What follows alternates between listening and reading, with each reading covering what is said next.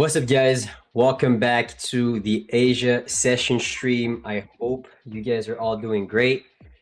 We had a little hard time starting the stream, so sorry for that. But yeah, hopefully you guys are doing great. I am doing amazing as usual. And can someone remind me, anyone, just anyone here in this chat, remind me what I said yesterday? Can anyone remind me what was my daily bias for the whole day? How did I think the next daily bar was gonna print? Can someone tell me? Let me know, cause I don't, I forgot.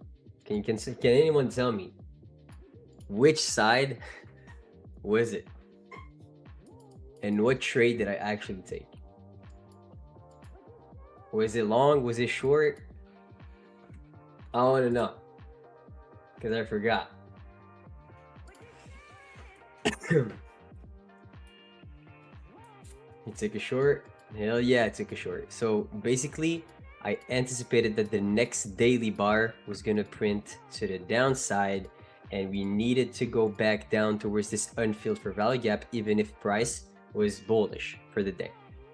So here, I shorted this whole range to predict that price was gonna create a bearish daily candle.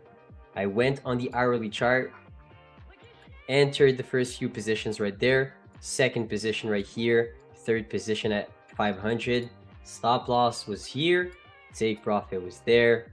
What happened? Again, another win. Okay, so you see like how different this play style is compared to, what most people are doing. When I trade Asia session, I know that I'm playing off of such a higher time frame narrative that I am not necessarily trying to scalp the market as much. Here on this daily chart, we had this daily bearish candle printing, but here, even if this candle closed bearish and very aggressive because of FOMC, we can see how weak the close is. Okay, if the close is weak from 4:15 p.m. all the way to 4:59 p.m. and 59 seconds, then what's going to happen is that I am not necessarily going to look for shorts immediately back down towards the daily low. Why? Because it's a 50-50. We are in the middle of that range, and the distance between that internal high and that internal low is the same. So for me, there's no edge in trying to, take a prediction play from here to there if we're already sitting at 50% of the range. Okay, so currently I am looking for shorts, of course, because of that daily chart, but I will need to see a reaction within this next hour or two in order to potentially take a short back down towards the daily low. If we start accepting above that previous daily open, I will not look for shorts into this Asia session, and I will actually wait for us to start trading back above 50% of that previous daily wick so I can take a long back to the upside, okay, around the 600. So the strongness of the open is very important for me. I want to see whether we're going to respect this daily bar right now and start seeing some sellers stepping in and us trading back down below that daily open. If we can, then I might take a potential short opportunity. Okay, so hopefully, like this kind of accuracy is not, you need a framework that gives you direction and gives you the right direction 60 to 65% of the time, maybe 70 in good cases, which is what all my trading is based off of, basically, is the direction and how do I anticipate the next bar of the candle of the time frame that I'm currently looking at. I could be looking at a 15-minute chart, I could be looking at a 5-minute chart, I could be looking at an hourly chart. My job is to try to be on side within the next hour or the next 15 or the next 30. Okay, so that's pretty much it for that. In terms of like what trades did I see today, let's go back and and look at what you could have potentially taken if you know a little bit about my framework. Today I ended up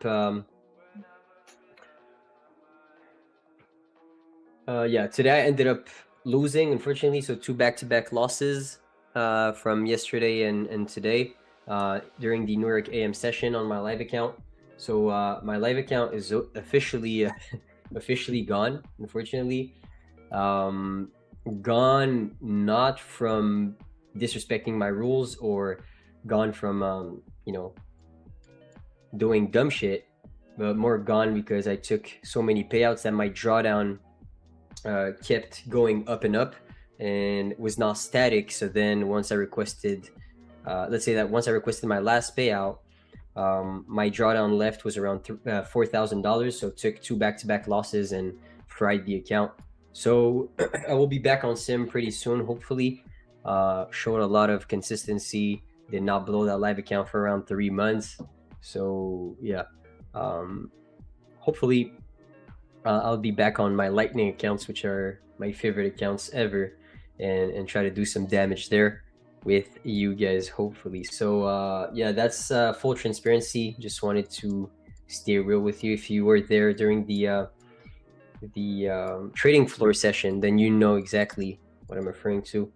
But yeah, so any guest coming?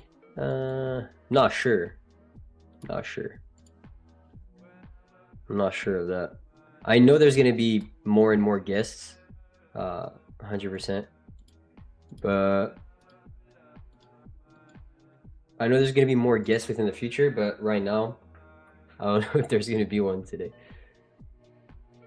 There's so many, there's so much information. I actually don't know if it's today or tomorrow, but I know there's guests this week.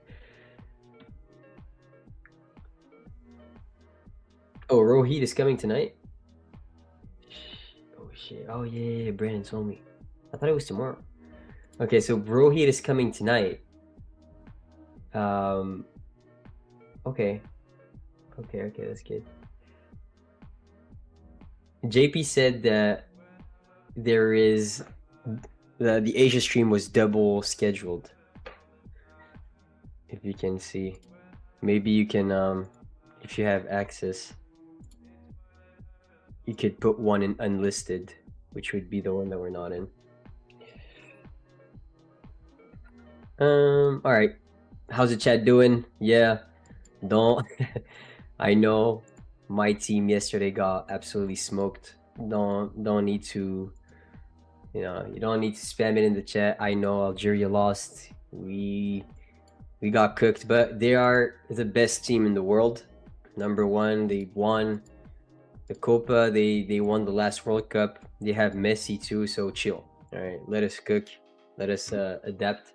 And it's the first game is always hard because there's the nerves. There's a lot of things that you can work on within the tournament. So just the first game, all right? Just the first game. So did England win against Croatia? Last time I saw it was like 3-2. So.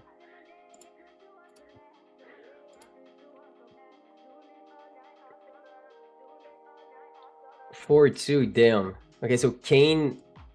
Let me see. England versus Croatia. Harry Kane. He scored 2 goals. Bellingham 1 goal, and Rashford 1 goal. Damn. Who scored for him? Martin Baturina, Peter Musa. I don't know them. Actually don't know them at all. But shit. Alright, okay, England is cooking. If you guys beat Croatia 4-2, shit. Longs or Shortinos? For now, I would prefer Shortinos because of how this daily candle closed. The closure though was very weak, so we opened up. Basically, we gapped up from the close. You can see here. So I would want to see us getting back down very aggressively like this. Boom. And then if I can see this, I will short back down and try to fill a little bit deeper within this gap. Okay.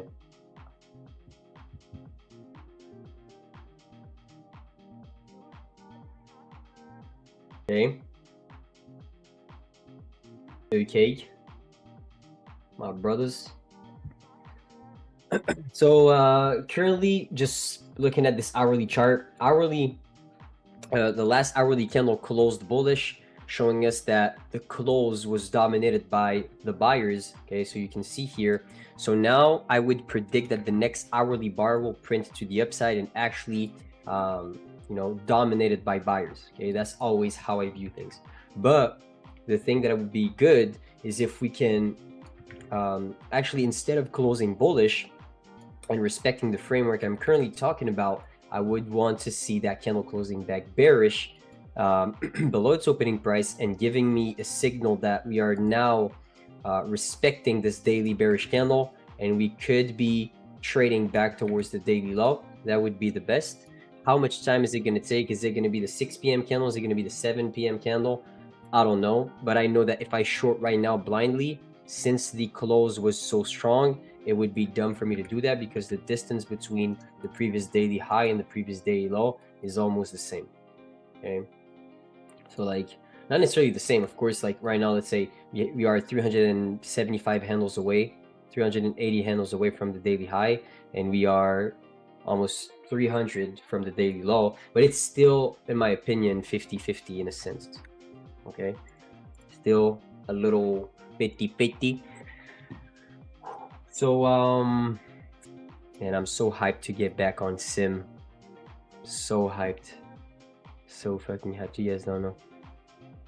I'll show you, because those payouts are deep down in my heart after blowing after blowing the account. But I'll show you the payouts. I'll show you what I was able to generate. I made 100% of the account that I had, so I'm okay with this. So I'll show you right there. Okay, so first payout I got was on May 11th, 2026, $860. Okay, good payout. At that moment, I really had the goal of, okay, I'm gonna take one trade every single day. I'm gonna risk between $1,000 to 2,000, and as soon as I'm done, if I win, if I lose, I get out and I request my payout, or I wait for the next day to come back. First payout, 860. It was on May 11th, 2026.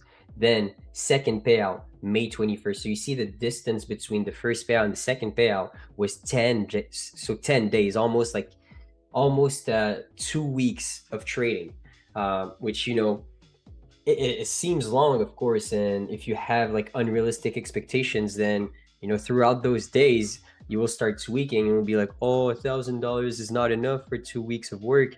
But like, if you stick to the plan, then a good week will come in and you will be able to get paid. So second payout that I got, $2,300 on May 21st. I don't think I made a $2,300 trade. I think this was just 2 winning days combined into one payout, if I'm not mistaken. Then the other one, May 28th. Okay, so it took me, so first payout May 11th, second payout May 21st, and then third payout May 28th. So between those moments, between those, like the payouts, I had losing days. Like I got fried multiple times. I got, streaks of break evens, and then weeks where I was not necessarily making money, but then I was respecting my rules. So then, okay, 2-3 back-to-back wins, I'm back on top. That's $1,300. Boom. Okay, that's US. So like US is pretty good for where I live. Then, so this was May 28th. So first payout May 11th, second payout May 21st, third payout May 28th. So 7-day difference from the third to the second, and there was also a 10-day difference between the first and the second. Then requested $3,908 on June 8th. What happened within that?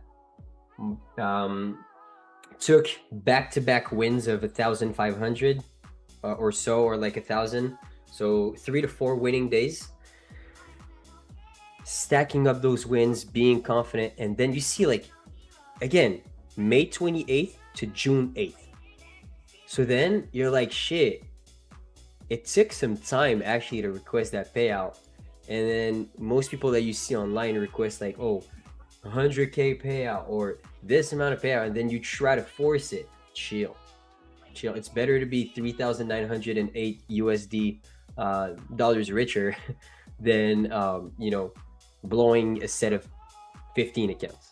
Okay, so was patient, was utilizing the fact that I had daily payouts. June 8th, around 10 days again between the third to the fourth payout, was able to request around, you know, that is like $5,000 Canadian. That's huge. Okay, then the streak started to push from June 8th. So June 8th, right there, requested 3.9. Then the market just met with my strategy. I couldn't lose. June 9th, 1,350. Okay, one day after. June 10th, 1,125. June 11th, 1,460. June 12th, 1,035. Back to back to back to back. So that is around like 8 to 9 payout requested only from doing what? 1-to-1 risk to reward, one system, one trade a day, and that's it. So within that live account, I was able to make around 14,000, like 13,700 in total exactly, in 31 days. And then since I requested so many payouts, my drawdown got up and up and up and up. So then 2 losses made me blow the account. That's unfortunate, but I made the best out of that live account. Very happy with how I did. Learned a lot also within that process. But just wanted to, you know, show you guys that you can truly, like, there is a big power in base hits, and then also trading mechanically and not giving a fuck about what other people think about your strategy, just doing your own. And yeah, just have your own strategy, your own set of rules that you know work. You don't need validation from someone else. I don't care if someone likes the way that I trade or think I'm a noob or like I'm a rookie for not going for 100-point moves or like not going for daily ranges. I don't care, because you don't feed me and you don't pay my bills. All right, so there's a big like huge power in having confidence in your base hit model and trading mechanically. So a lot of the things, I say this because a lot of the things we see online are against my approach, which is, okay, you know, sometimes I risk more than what I'm willing to make. Oh, sometimes I risk the exact same amount as I'm willing to make, basically 1-to-1 risk to reward. And online, you'll see that usually it's a bad way of trading. It's you know, it's better for you to utilize a higher risk to reward system and to use discretion. But for me, I find my own way with this, and I wouldn't change it for nothing. So don't look to your left, don't look to your right. Build your own thing and have some data that backs everything that you do. All right. So just wanted to make those closing words for that live account, but RIP live account. Hopefully we'll get it back in a month. I'll try to get it back after a 15K payout, hopefully. But yeah, so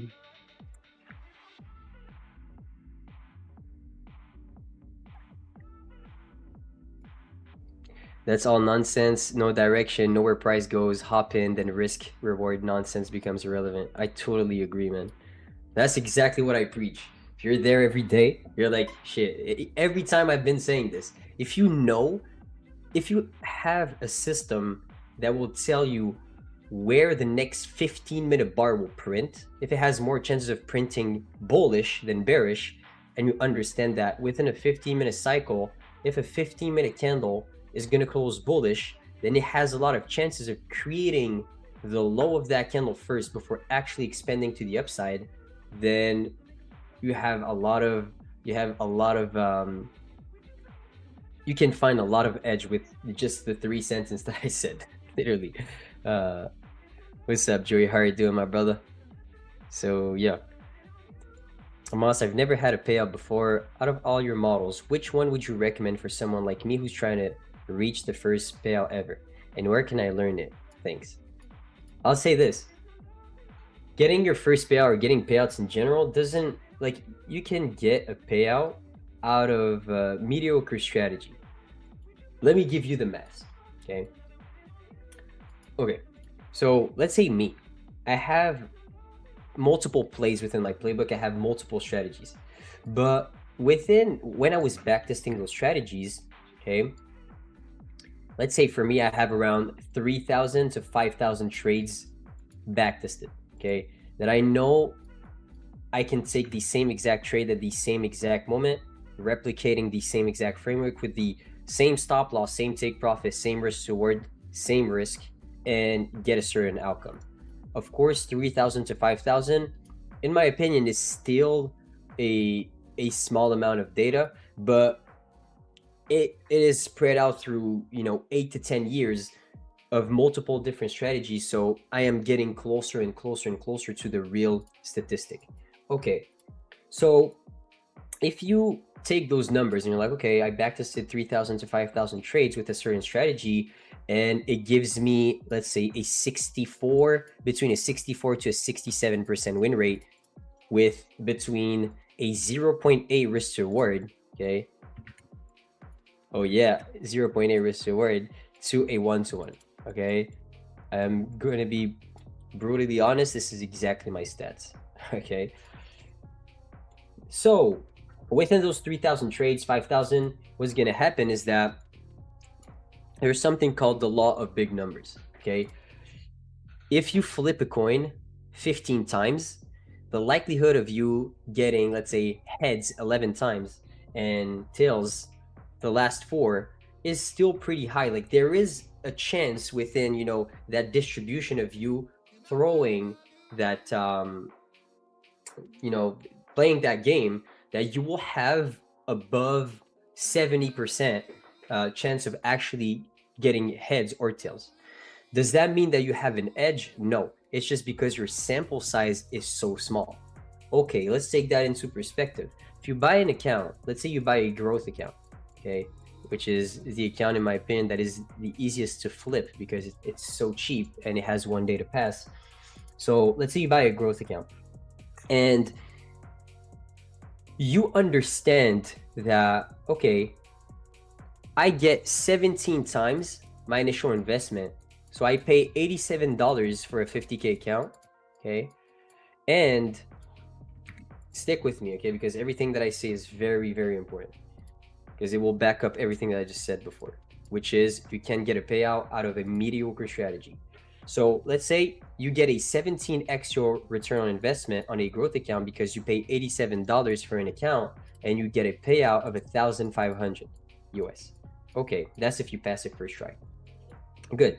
So if you see this, you're like, okay, then if I get 17x my initial investment, does it really matter if I blow that account 1 or 2 times to get that speed of payout if I'm just gonna shrink my ROI from maybe becoming from 17x to 15x? It is very good, in my opinion, to risk a little bit more, knowing that the ROI is so big. Okay, so here you should up the risk within your accounts and not really caring about losing the account in general, because this is how I would say the business model of props work better. Okay, so then if you say that, okay, you're gonna up your risk because the ROI is so big and you're very confident within your strategy, then what's happening is that you will be judged if you're risking, let's say, if you're giving yourself 5 trades before actually blowing the account, which is what I do, okay, because I know the stats of my edge, then what you do is you're kind of you're over risking. Okay, you're over risking, of course, but you're getting rewarded for your next series of 10 trades. Okay, so you're most likely either going to get paid out or you're most likely going to blow the account in your next series of 10 trades. Okay, knowing that 10 trades in general, even if you backtested a strategy that has 3,000 to 5,000 trades, 10 trades has to have randomness within that. 10 trades is such a small sample size that if you think winning or losing within that 10 trade span actually means something within the big picture of your strategy, you are not seeing things the right way statistically. So here, within those 10 trades, there is what we call randomness, okay? And within that randomness of those 10 trades, then the only thing that comes back to is not necessarily the strategy. It is really more about the way that you approach things. What do I mean by this? Okay, so you have strategy, you have a certain strategy, okay, that's strategy number 1, and you have strategy number 2. This strategy right here has a 1 to 4 risk to reward, and this strategy has a 1 to 1. Okay, then if you take the next series of 10 trades and you know there is quite some randomness into it, what strategy would you use if you would want to be certain to get a certain payout? I would choose this one and never trade this one. Why? Because even with the random distribution, you have more chances of not seeing a loss streak when your risk to reward is smaller and you add edge within that. So understanding everything that I just said, even if I give you my 2, 3, 4, 5 best strategies, your business plan and the way that you understand props is far more important than your strategy. And the way and your discipline when you're going to have a losing day, seeing the ROI at the end of the tunnel is also a big factor in making you profitable.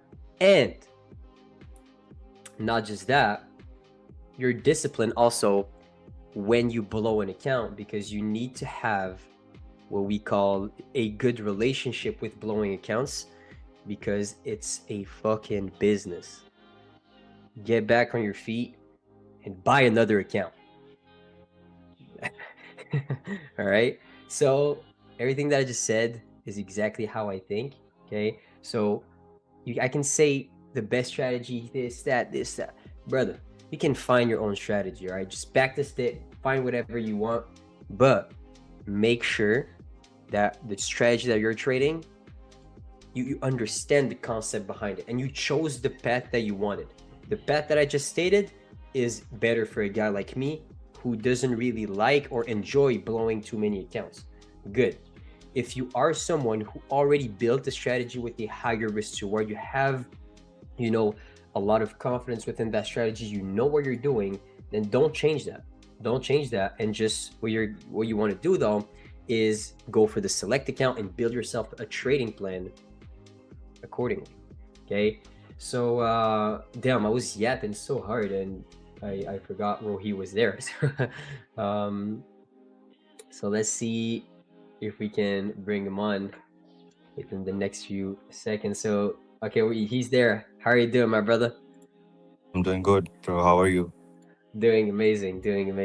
So Great, man, great, what do you say? great knowledge for the audience. Thank you so much. That's one of the things that I said when we were gonna do the sessions on Tradeify TV was, we see a lot of psychology advice of like, oh, stay disciplined, do this, do that, go to the gym, or have a healthy lifestyle. But there is way more into this, because I genuinely believe that props and the live market in general is two different things, and you need to Yeah. build the mindset of a prop trader, and you need to have, like I said, a business plan, and you need to have a good relationship with blowing accounts and seeing the ROI at the end. So it's not about this. Like I'm telling you, it's not about the strategy. I would say risk to reward for me is more important, and understanding that you need to have a lower risk to reward to make money using props is more important than the strategy in and of itself, because the random distribution will make you a winner at the end. Literally, if you have a 0.5 risk to reward, like the likelihood of you getting a payout within a year, if you have 5 accounts, is like maybe 80%. That's Yeah, for sure. absolutely. So how are you doing, my brother? It's been some time. We haven't spoken to each other, but man, I know you trade gold. I remember your strategy that you were talking about. So are you gonna trade this Asia session with me? Yeah, Let's definitely. go. Let's do it. Get my screen or not? I don't see your screen or no. Just a minute.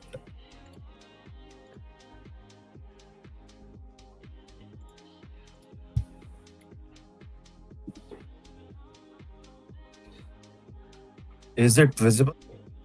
Yeah, but right now you're sharing like Okay, yeah. Now we can see. Oh. It. We can see. It. So Alright. yeah, whole week I traded only gold because now I am again using Tradeify and Lucid accounts only. So I don't focus on the Profirm account, which are not allowing gold as of now.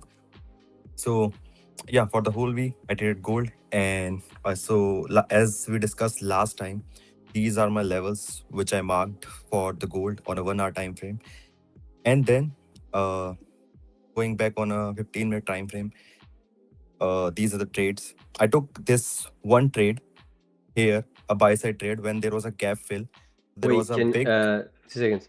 Tony, can you share Rohit's screen?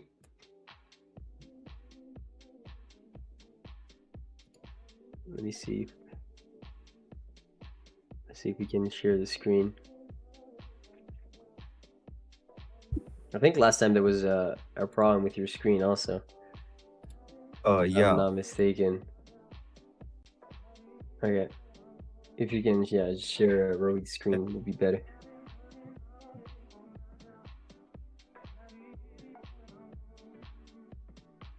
But yeah, but I'll go on the gold chart actually, and you just walk me through your analysis and what you see, so I can learn from a little bit more from your strategy. Oh, okay, shit, we can see your screen now. All right. Okay. Perfect. Yeah. Right. Yeah. So these are the levels which I've marked on a 1 hour time frame, and the levels are like the one which we discussed last time. Every single level I marked on a 1 hour time frame. Then only I start looking for the trades, whether a buy side trade or a sell side trade. Yesterday I took multiple trades, but few of the major trades which I have taken on CFD and futures account are one of the main trade was this one, where this was the gap fill thing, where there was a big gap up opening on the Monday, and price kept on moving in this range, and after the FOM there was a big fall. I took here the gold comes to this level. I took a buy side trade. So if we go on a 15-minute time frame and a 5-minute time frame, you can clearly see there was a big upside move, and I always go for 1:1 or 1:0.75 risk reward, and I got this very easily here. Also, we discussed this thing last time that I look for three things. So if I have a level, either price level or price will come and go below my level, take liquidity, then again start going to my direction, or price will never come. In this case here, price didn't come to my level. We didn't took this one particular trade. When the price hit this, I entered into a trade, a book profit here. Took a short sell side trade as well here, because there was this. Your mic is cutting out a little bit. Yeah, I'm now. Can you? Yeah, you can talk by. I think I don't know why, but sometimes your mic cuts a little bit. Maybe some network issue. I'll just check. Yeah, But it's fine. You're good. I think right now it's good. Yeah. So First trade for this one, I completely ignored this trade because the price didn't come to my level. Price came to my level without candle confirmation as last time as well. I entered into this one trade, captured a buy, entered into a sell side trade here, but it was there was this previous level here. I entered into sell side trade, took my SL, didn't enter again. Price again come to this level. I again entered into a trade, booked the loss as here as well because I thought the price will go upside from here as well because it's the major support level. But booked the loss, and then there was, if you go on a 15-minute time frame and a 1 hour time frame, there was this gap. Price filled this gap, and I took a buy side trade. So total, I took like 4 to 5 trades, where 2 trades were profit and 2 trades were loss. And yeah, this is how I trade, and this is something which I'm going to plan as of now. Uh, a sell side trade from here or from this level, this particular level. If I mark on a smaller time frame, if we see this level, if price comes to this level, I look for a sell side trade here. For 1-to-1, so where would you put your stop loss if you enter here? Yeah. If we enter here, just a second. If we enter here, I'll put my stop loss. I'll go on a smaller time frame. I'll see all the levels. Like this is the last resistance and support level. This is the previous level. I'll try to keep my stop loss above this, and I'll go for 1:1. So it will be this only. I'll now try to capture the big move. I will, like in some of the CFD Profirm account, I go for a bigger move as well. Like there is a one CFD Profirm where I capture this big fall. So I enter into a sell side trade here, and I exited somewhere here. But that is something which is very rare. That is the reason why I didn't talk about that particular thing, because that's a funded account, but that's the very rare thing which I do. I always do a quick scalps on a smaller time frame. Plus, uh, that's a 140 pip move. I usually go anywhere between 50 to 150 pip movement, and the TP and SL, depending on the market as well. Yesterday also I took a trade. I shared that on social media, where I look for this breakout and retest, but I booked a loss here, where I entered the retest of this trend line, and then there was this previous level here, but I booked a loss. Market was ranging between this level only. So yeah, I'll wait for the price to come to this level because it has already come to this level and we have not seen a major sell side move from here. So I'll wait for price to come here. Then only I'll look for a sell side trade. As of now, I'm not looking for any. As I do scalp, a lot of time people ask me this thing as well, that why you don't go for a buy side trade. If you think that price can go to this level, why are you not going for a buy side trade? Because the overall market movement is on for a downside.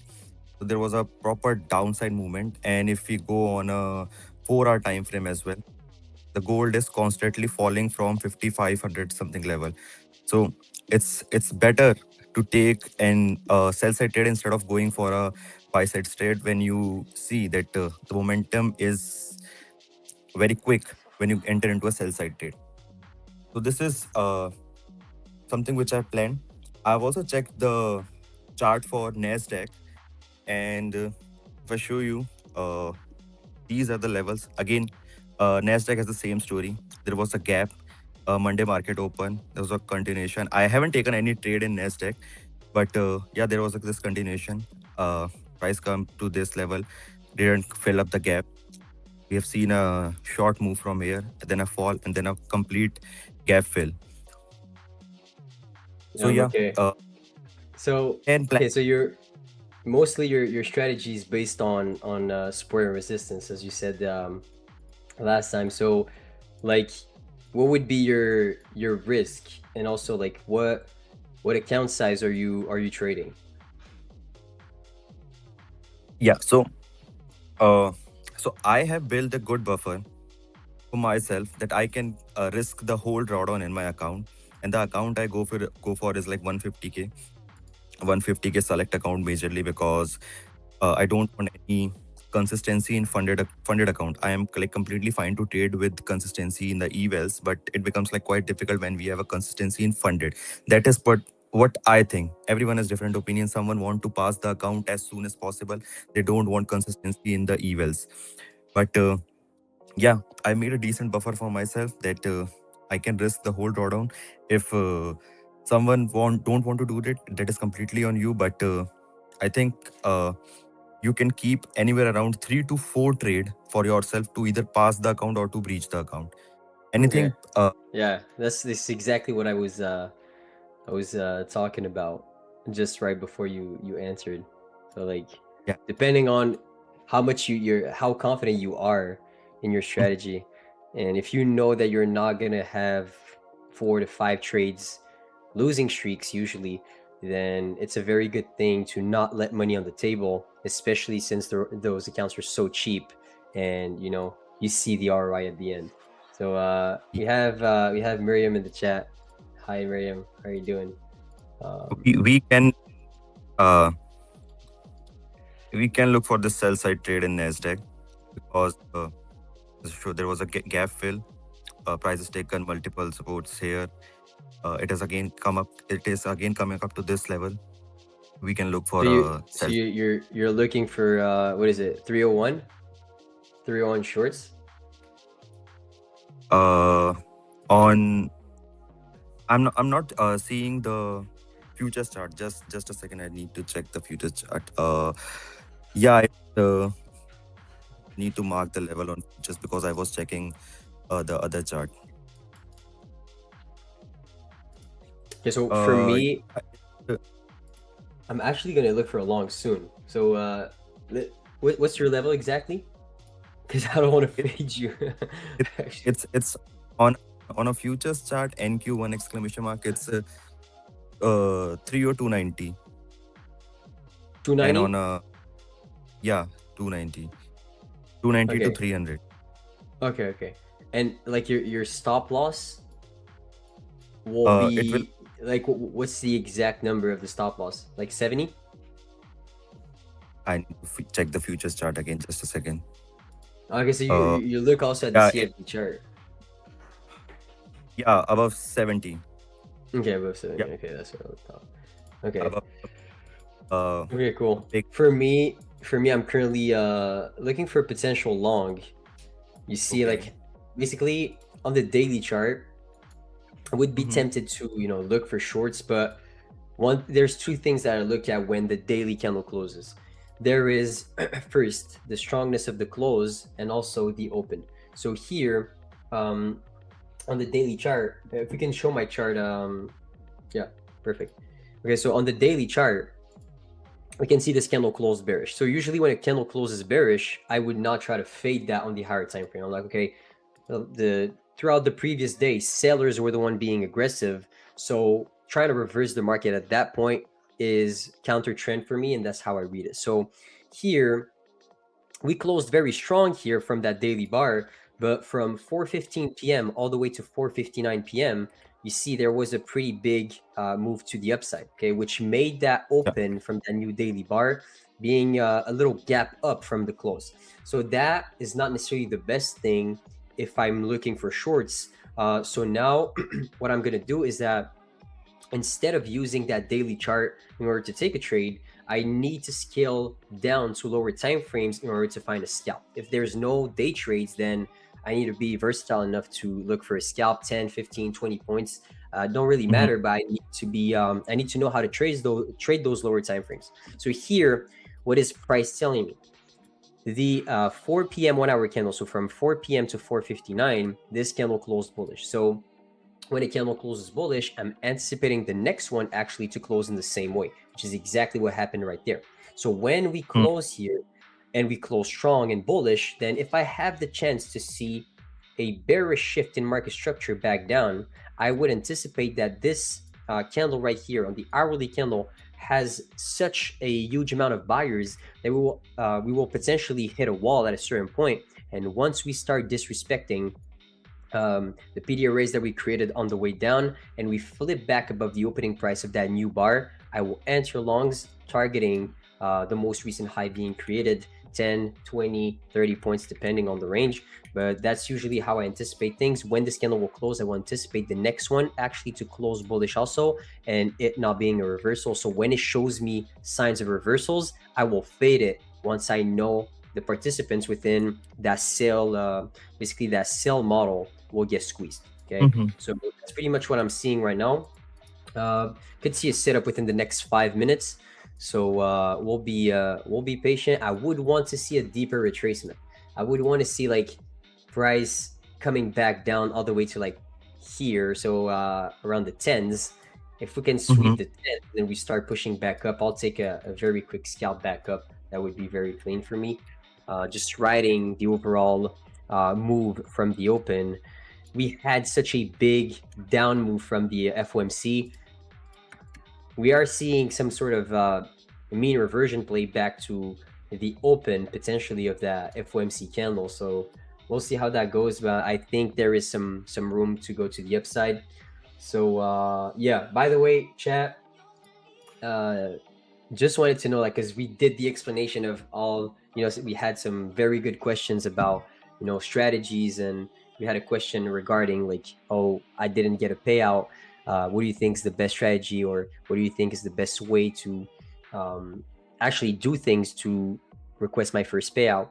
Let me know what you guys think about what I said, the explanation that I did, and if you want me to dig deeper within those metrics of, okay, business plan, op, psychology around prop firms. If you enjoyed or if you liked the overall explanation, type one, and you can keep asking questions about things like that. One thing I keep saying is that the Asia chat is freaking crazy. Yesterday we were talking about investing. I was asking questions about, okay, if I should buy a car or not. I don't know why, but we're always talking about I don't know why, but every time we speak about me having no girlfriend, so like maybe the chat's gonna help me find one, hopefully. But you know, 1 1 1 1. Let's go. Okay, so we're cool. But the thing I like about you, Rohit, is that the first time I got to meet you, we talked about the same kind of things, which resonated with me, which is the low risk to reward, and the fact that you need to treat trading, especially prop firm trading, as a business. And Yeah. once you understand this and you understand the math behind them, uh, a brand new world opens up to you. And it's not like it. What do you think about that statement? Do you think it's all about the strategy and the strategy is number one, or do you think having a business plan and understanding risk to reward overall is more important than your like technical ability? What do you think? Yeah. So in the end, we all are here to make money. And if after having every single knowledge about ICSMC, all the technicals, every single thing, if you are not making money, then what exactly is the point of doing something? That is what I want to say. The end goal is to make money. If you are not able to make money after knowing all these things, then there must be something which you are doing wrong. And that exactly brings us down to this one thing, that how you trade Profirm is completely different from how you trade your live account. And even the day people start treating it like a business and start seeing their ROI, how much money they put in the Profirm and how much they have withdrawn from the Profirm, is the day they start seeing consistent payout out of Profirms. So I will take a very good example with Tradeify only. I have made a video, didn't upload it yet on my YouTube, but I have made a video. So from last 3 times, I was trading Tradeify instant accounts. All right. And I was trading 150K account, a pair of 5 account. And from the last times, all the time I've reached all my accounts. So my total investment was somewhere around 7,000, 7,500. Now, the number of payout is below the amount which I've invested in the accounts. And I know this thing that again, if I go for an instant account, it becomes quite difficult for me to bring back the amount which I've invested and make more. So now that's the reason why I'm going for a select account. That's the reason why I'm purchasing select account, trying to pass those account, because there is no consistency in the funded. And when there is no consistency, I know I perform better. And I know Oh this thing. yeah. So Damn. 75 Okay. 7,500 I have already invested in 150K instant accounts. All right. And maybe it took me anywhere around 3,000, 4,000 in order to hit payout from my five 150K accounts, select accounts from Tradeify. But when I hit the payout, the payout cap is 5,000. When I hit five payout from those, when I hit just one payout from those five account, I'll be making 25,000. So even after putting a lot of money, even after reaching a lot of account, even after going through a losing phase, in the end, I will Yeah. end up. And this is the math which I did. That's the reason why I shifted from instant account to select account for a while, because I think instant account in futures perform space is really good compared to that of CFD. But I shifted to it for a while to bring back my ROI. Now you have to see it like this only: how much you have invested and how much you have returned. And this is what every businessman will tell you. This is what every business you guys have to do in every single business out there in the world. Doesn't matter what you are doing, if you are selling slippers or if you are selling some private jet or aeroplane or whatever you want to do. The money you invested and the money you made, that's the only thing which gonna make you money in the end. I agree. I agree so much. The thing that you said about it's the same thing as any other business is so true. It's like we always forget that no matter what you do, you have winning phases and you have losing phases. And like there is, no matter what your strategy is, there will be a time. So depending on the quarter, that the market with will meet with your strategy, and you will be in an absolute insane winning streak. So like let's say I always Right. give this example. Let's say you sell like you sell things for girls, or like flowers, or I don't know, things that you can buy for girls, okay, let's say, as a present. Then you're most likely gonna make a lot of money on super specific days like Christmas, like Valentine's Day, like Mother's Day, like I don't know, your girl's birthday. So and it, you're not necessarily gonna make an insane amount of money, but let's say throughout the whole year. But on those days, you need to capitalize on that opportunity. And it's the same thing in Yeah. general in trading. It's like for me, I know I tend to do better during Q4 and Q1. I tend to do very Okay. good within those. And I know that if I don't manage my risk properly during the summer months, and I forget everything that I learned through my backtesting, that I'm gonna start tweaking for no reason. I'm gonna start panicking when I know the market is such lower probability than when it is volatile. So very good thing that you said right there. In my opinion, it's a very good metaphor. Yeah. And if I talk about myself, I perform really good in the first 4 months of the year. Happened same thing last year as well and this year as well. Last year, the starting 4 months of the year was amazing, and this year as well. Now Nice. struggling after mid of May, but yeah, the first 4 months were like amazing. Amazing, brother. Happy that you're seeing some good success, because I am too. Also this year was a little bit harder for me in March. I won't lie, Hmm. but these are phases. I know I'm gonna have another losing month probably this year. That's what my data says. My data says that there's 7 months out of the year that I really like do amazing.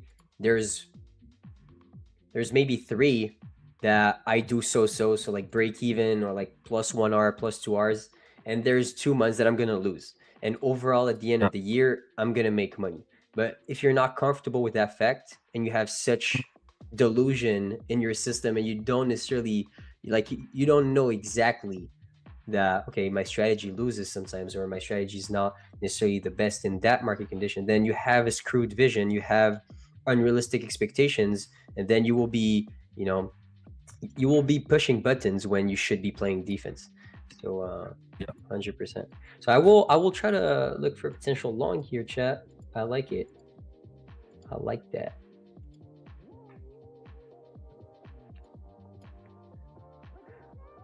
I'll look for. I'll wait. That's such an aggressive scalp, man. Such an aggressive scalp.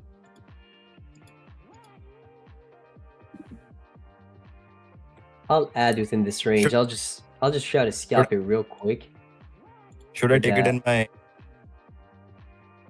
Should you take it what? Should I take it in my account? Tradeify 150K.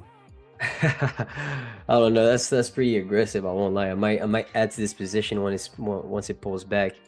I don't wanna grief you, you know, but it's how you wish. I don't even know if I'm gonna get picked up on that one, but I like the longs. I think we get the retracement right here within the next minute or so. We have a lot of chance of printing back towards the 70s. So let's see. Okay, so if 1 minute time frame, I'm there is a like what I see, there's a proper channel formation. So there you enter into a buy side trade. I will do the same if I was trading on a very smaller time frame at that point. There was a previous resistance, plus there was a channel formation as well. So yeah, I could have entered into a buy side trade on a smaller time frame. I'm waiting for the pullback at 44. I'll also take. You'll take it? Yeah, I'll also take this one. I bet. Let's see.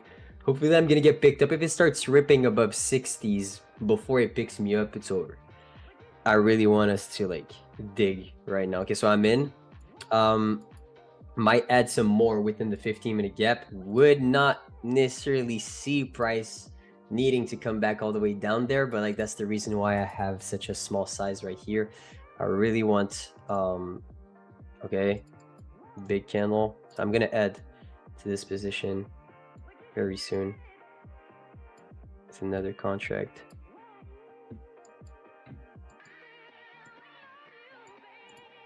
Okay, so I've also entered. Let's see.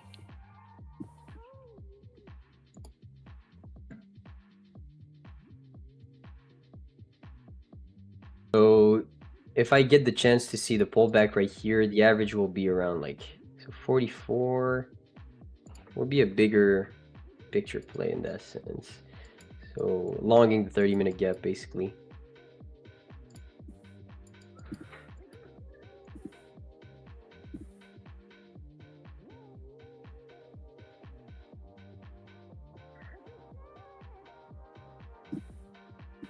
Would want to see us come back all the way to 14.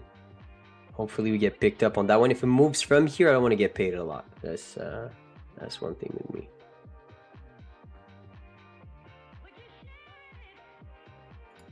But it's a very good trade. Like if you can wait for like the best trade in my opinion, less risky would be like to waiting for at least 19 to get tapped. If 19 gets tapped, of course you can miss on the entry potentially, but it's like 19 would be like smallest amount of risk possible for that trade. So let's see chat. I'll just go break even once it starts popping above like the 65s and probably just let it ride. Seeing I think we could see a big move from that. So basically I'm predicting that the next bar will be bullish. We went to sweep that 15-minute low. Best case scenario, we actually start flipping back, accepting above 44. That 15 will start printing above 59, closing above 59. The next 15 will print up. I just want to be in this trade for around like 15 to 30 minutes max. So, and I'll play it. I'll trim the risk pretty aggressively on that one.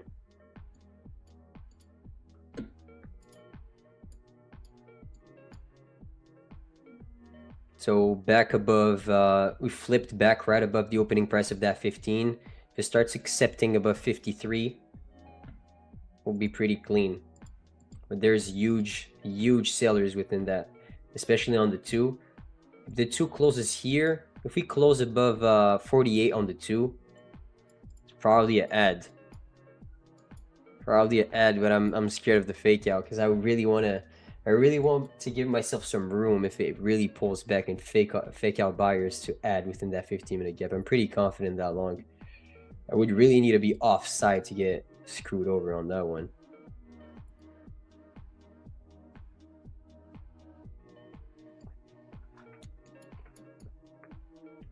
Chat, type 1 if you love that trade. Type 2 if you think it's buns. Let me know what you think. Still undefeated within the 8th session. Hopefully we're not gonna take a loss. It's 8-0 right now. I'll type 1. You're type 1. 2, but I'm in it. Some people are so funny.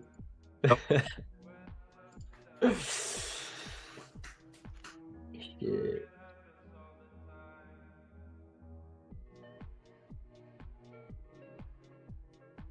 Let's see if we can close above 47 on the 2, bro. If we can do that, I might rip another con. Might rip another contract, my brother.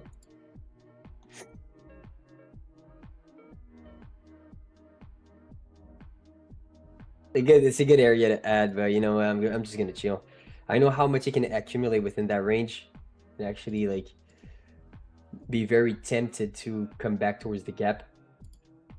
I want to let myself a little breathing room on that one. Your TP is 270, 275. 275, okay. Yeah. Mine is 270. Like go be at like 62. That's what I'll do. Where's your stop? No stop. No, I'm joking. My stop, like I'm in half size. That's the thing. So pushing great. Let's see what we can do here, man. I really like that ad. Actually, you know what? I'm gonna add to this position. Let's do it.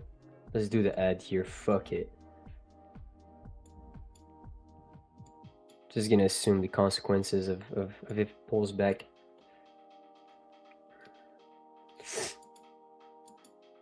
Come on, chat. Let me get feeling a second order. Okay, we're in 2. Holy shit. It might rip right now. Might rip right now. Might be very good. So I'll have 2 TPs on that one. Yeah, TP2 is gonna be big. Let's try to rip a TP2 back towards where? Let's see here.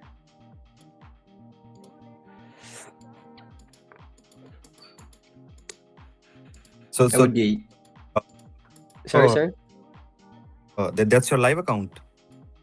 No, my live account is blown. Okay. I blew my live account today, actually, but not from deviating from my plan or doing some dumb shit. I took out $14,000. So $13,700. So had almost no drawdown left. So yeah, that's pretty much what happened. Okay.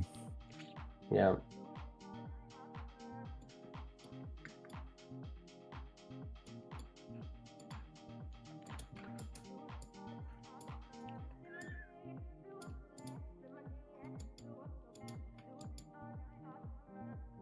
Let's see here. There's a gap below us. I would really want us to start pushing from here and accepting.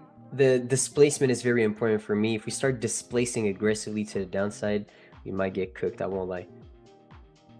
So like, the price again come below. I'll say 230. Sorry, what did you say? I think if the price again comes down to around 230, 235, 230 or 235, it will keep on pushing down in that scenario. Might add there. I swear. Add to my contracts. If it pulls back to like 221, I mean, that would be like the best long for me. I genuinely don't think it will pull back all the way there from the structure that we created on the one, at least before hitting 60. So like we'll see. I'm confident in that play. No need to start overthinking shit. If we lose, just take it on the chin and fuck out of here, It's no big deal. Let's do it, chat. Let's rip it. Get one more account. Yeah, just get one more account. Money's gone.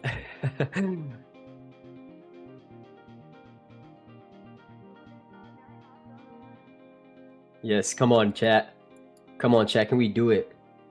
If we can have a strong closure above 53, man, we're in such a good place. 255. Let's see, chat. Let's see. I might just grab a TP1 like at around like 64-ish. Oh. So TP1 Damn. at 64.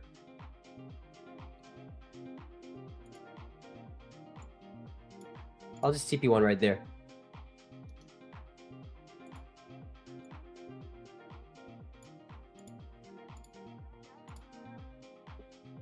TP1 smashed. Come on, chat. Come on, chat. No. Come on. This is gonna be 9-0. 9-0. Okay, let's just rip all the way back to the freaking FOMC high. We get some fucking W's in the chat. We haven't lost yet in the Asia session.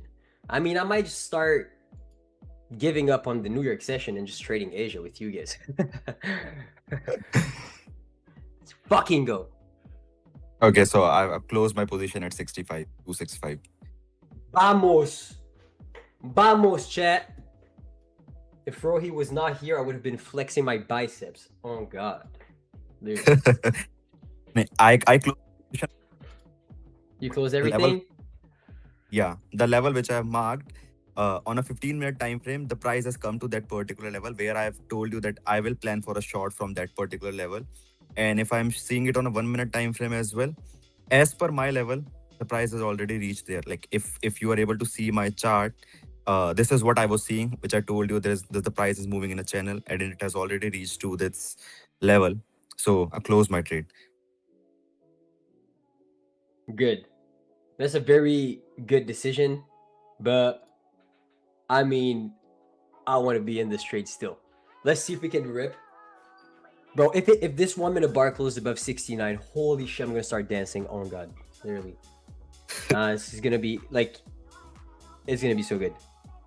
I just need that next 15 to push. This 15 already closed, but this is exactly what I wanted. You see, I was like, okay, next 15, I wanted to close bullish back above those highs. And then if we can get the next 15 to actually open up lower and close bullish, also I'm getting the fuck out. Let's see, chat. Let's see. Come on. Let's get it. Let's see if we can rip above 69.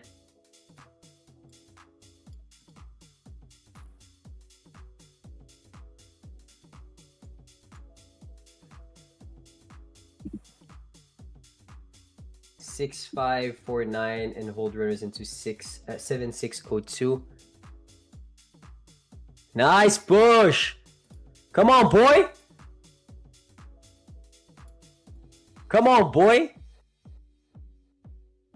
Now we're gonna put the stop loss right here, chat. Vamos. Oh my God. Oh my fucking God.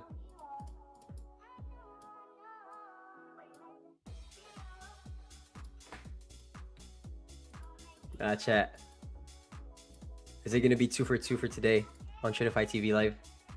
Come on, chat. 480. Bringing the stop back right here. I don't give a fuck.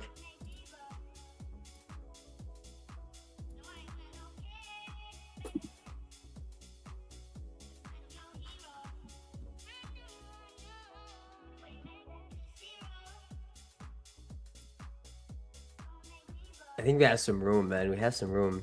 Just need the next bar to actually print, because the 5 is gonna close. 5 is gonna close. If that 5 closes as strong, I would expect the next one to at least pop get the influx from the close, and then I'll take it out. I'll most likely take it out just at the 5. Is it 18? Yeah, the 5 closes in like 1 minute and 8 seconds. If I can get above that high, I'm good. If I can get above that high, I'm good from the next bar. So you bring your TP back to 275. Yeah, 7.5. Come on, chat. Can we just get the push? I don't want that 5-minute close weak. I just need it to close strong, pop that high, and we're good. It's gonna be like a $800 trade.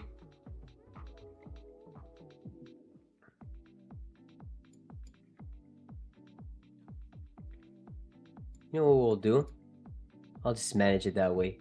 I'll just pray for the open high and just trail into the next 1 minute bars low. This is what we're gonna do. It could rip, could definitely rip. The 5 already broke out. So 5-minute closes in 10 seconds. If the next 5 can open up higher, stop loss is gonna be at 270. Come on, chat. 5's closing. 2 seconds. Open. Up higher. Perfect. Stop loss is 70. Now we let that shit ride. Oh my fucking god. Oh my fucking god. Now we're rich. We're wealthy. Yeah, we're wealthy right now, chat. Can we get some W's in the chat? Can we get some W's in the chat for that trade? It might get stopped out right there, but I mean, the way that we're playing is perfect. Sheesh! Come on, boy! Come on, boy! Oh my god!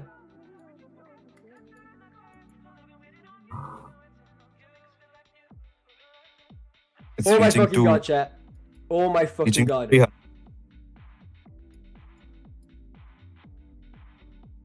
Oh my god. Well, I'm moving to Miami after that one.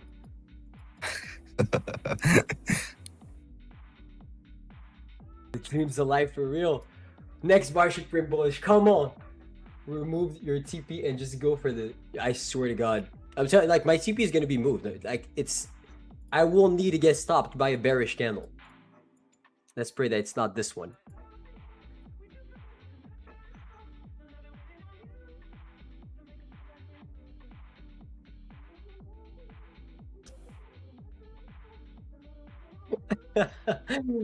I'm just having low psychology. Don't worry, my brother. We're banking. That's the type of feeling you get when you start trailing your stop. Trailing the stop, there's no better feeling than trailing your stop below the 1 minute bars low and seeing the next bar being a freaking 30 point candle. Bro.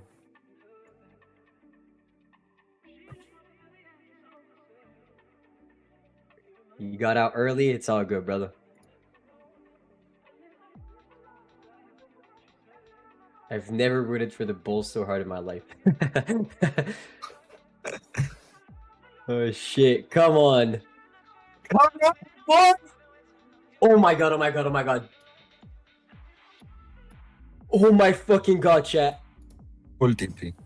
No, I'm fucking holding that shit. That shit's not coming back. Fuck that, there's no TP. My TP is the previous candle's low. Oh my god. Everyone should be rich from that trade. I closed quite early. But I look for I look for sell after 300. Yo chat, fuck the take profit. Oh my god, there's literally no take profit. What did I say though? I said once this candle closes, I'm predicting the next hourly bar will also print bullish. The fuck happened? Come on, boy. Don't pull back. Don't pull back. Come on, you got this. You got this. Yes. Yes. Yes. Oh my god. Yeah, greed is a powerful, very, very powerful feeling, emotion. And it's paying off right now. It's paying off hard. God damn.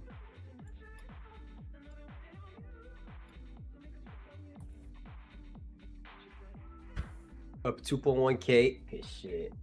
Good shit. Yeah, the ad was so clutch.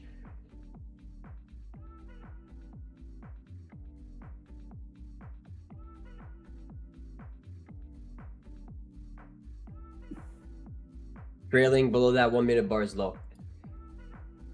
5 minute broke out so hard. I think it might retrace from here. It's closing in 1 minute. It's closing in 1 minute 24. It might retrace, but I did what I had to do, chat. We're just trailing back towards the previous candle's low until we see a bearish candle pulling back to us, but we're eating profits right now.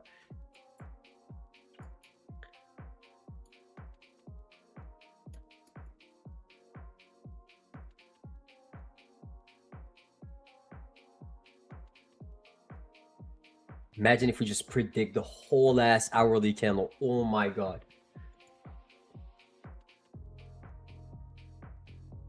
Five-minute closed. Can it open up higher? Use 95 as stops. Don't pull back. Come on. Yes, open up higher. We just need 95 displace. Displace above 95 and we're good.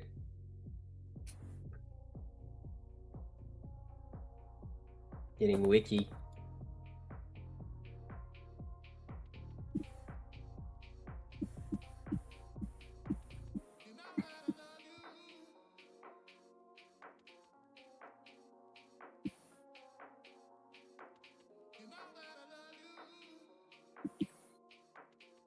Come on. 17 seconds left for that 1 minute bar to close. Let's see if we can rip above 300.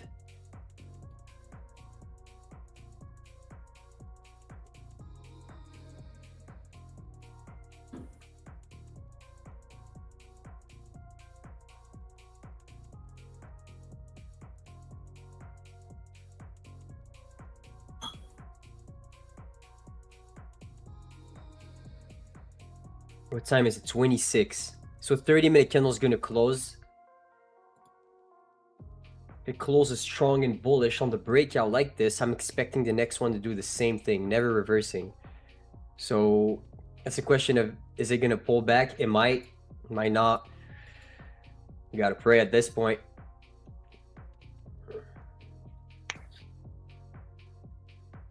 So what's your new TP? It's 330? There's literally no new TP right now. I'm just letting it ride all the way till I get stopped from a 1 minute bearish bar. Okay. I have my sell limit order set at 300. Oh yeah, 300 you're selling? Yeah. Sell limit Okay. at 300. Okay. Let's see. If you have your sell limit at 300, I might hold above that.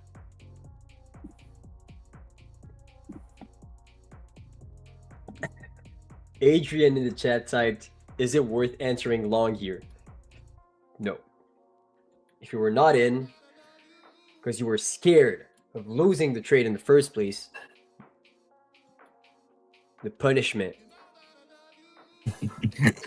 is watching that trade run forever without you being in, all right? Forever. Shit.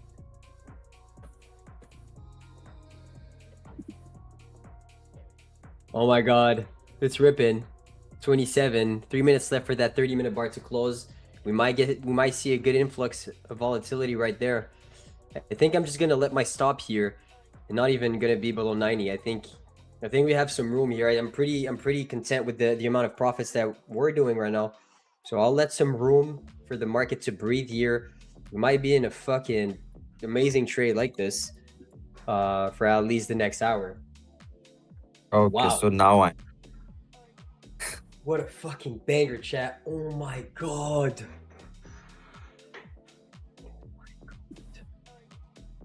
Wow. So you're in shorts right now? yeah, I'm in shorts right now. You just entered short at 300. Big level, psychological level. Might definitely have some impact on a pullback for sure. Let's see. So my stop is 85.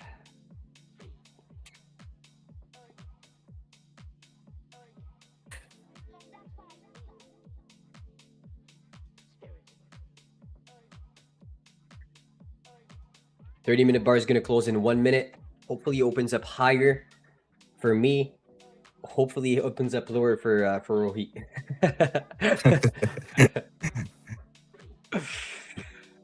Oh shit.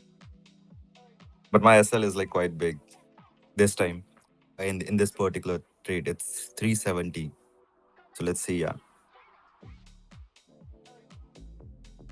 I mean, the stop is so close. My stop is so close that it's quite undeniable that we could see an open low from that 30-minute bar. I mean, I'm content with how much I'm making right now. So, you know, whatever happens, happens. Do I think it's going to open up lower? Yeah. Yeah.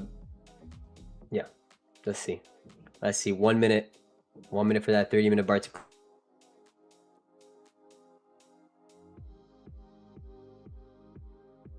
What should I like? Opens lower. Yeah, it's stopping me out right now. Oh, it's flipping. Yes. It's flipping. Oh my fucking god.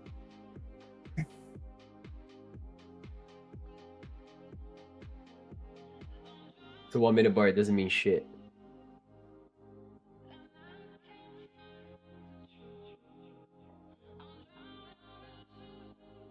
Yeah. That is, if it starts ripping from here, that is called divine protection, literally. I could have easily put my stop loss like right below that low, 89.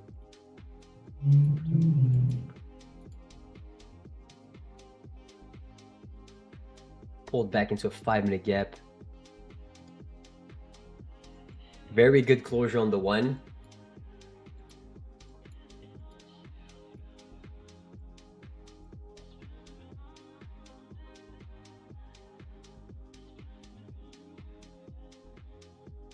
Wow. What a banger. What a fucking banger. That is 9-0 on the Asia stream. Shit's insane. Gotta do like a compilation of the trades. Like put it into a reel.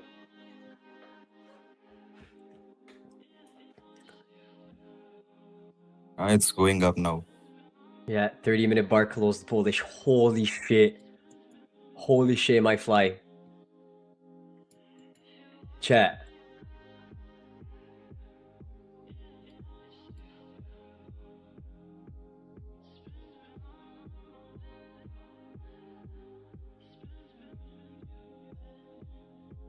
It's gonna be hard. That level's hard. 300.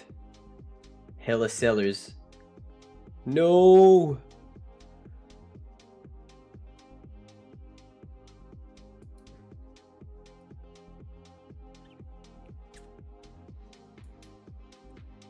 Can we reject? Can we reject 90?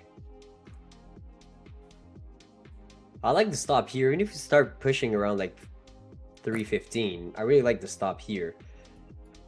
Maybe we can catch all that hourly distribution without putting on any risk, really. So we'll see. I will definitely.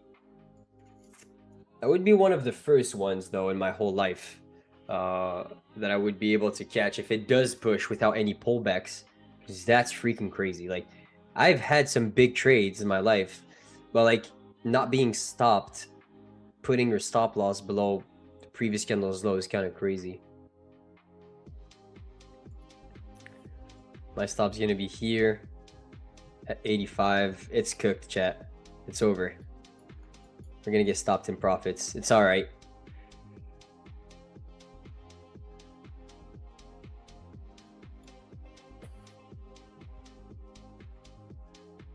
It's all right, chat. We made enough. We can't be too greedy.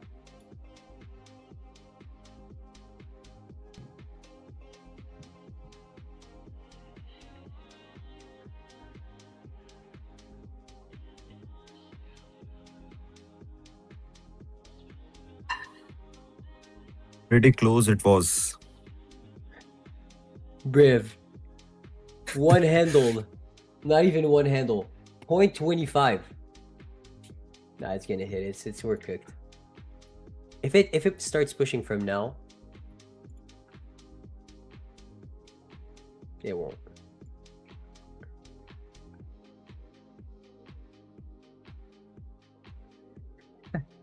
Nice little pullback. Imagine if it's like a grown ass man saying nice little pullback. Oh shit. Buyers are tired. Hell no, they're not. Let them cook. Let the buyers cook right now.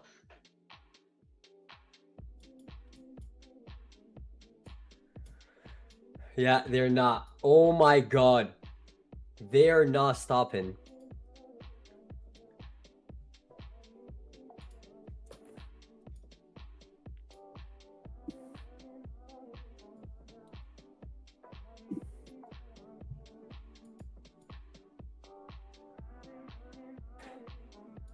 Let the buyers cook now.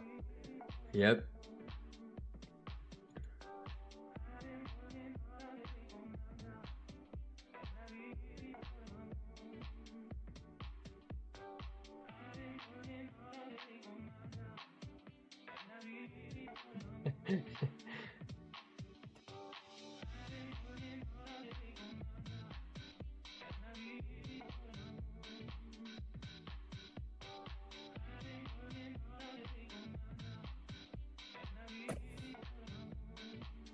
It's moving around your stop loss.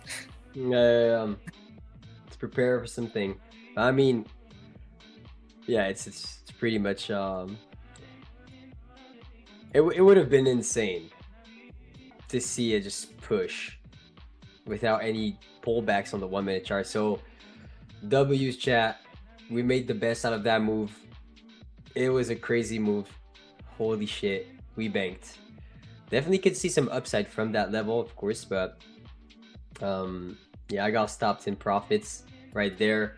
So can we get some W's for that beautiful trade? We entered 2 minis at 244, ended up taking one at 67, and then riding all the way to 86. Okay, so in terms of how many points did I make? 44.25 with 2 minis. First contract being taken out at 23 handles, and stop loss being at this most recent low. So around a 3 risk reward, something close to that on that trade. So beautiful, amazing trade. And yeah, shit. W's. W's. So you're still in the short, Rohit? Yeah. So like I have a 4500 drawdown on a 150k account. So I entered with the 3 lots, 3 contracts. Okay. SL is at 370. So my whole drawdown is at risk. If the price goes to this 370, I lose this account. Oh yeah, shit. Okay. Yeah. So you're full porting. Full porting Yeah. the account. Yeah, it's an Okay. eval. So Okay, it's an eval. Okay, I like that. So it's a select. yeah, select. Okay, let's go. Amazing. Yeah. So I So need to what you say? 30% I need to make 3600. So it's gonna be a slight negative RR, almost 0.8, 1 is to 0.8. Yeah, let's see. See how that goes. I like the level in general. I just think the sellers need to step in within the last 20 minutes of that hourly bar. If that hourly bar can close back below 59, so that previous candle's high, and have that hourly unfilled gap below us, damn, it could be a very good trade for you for sure. Because I would see the next bar printing bearish for the hourly, and yeah, that's pretty much going to be a win for you. Let's see how it goes. I think it will. Level is like pretty good. Yeah, let's see.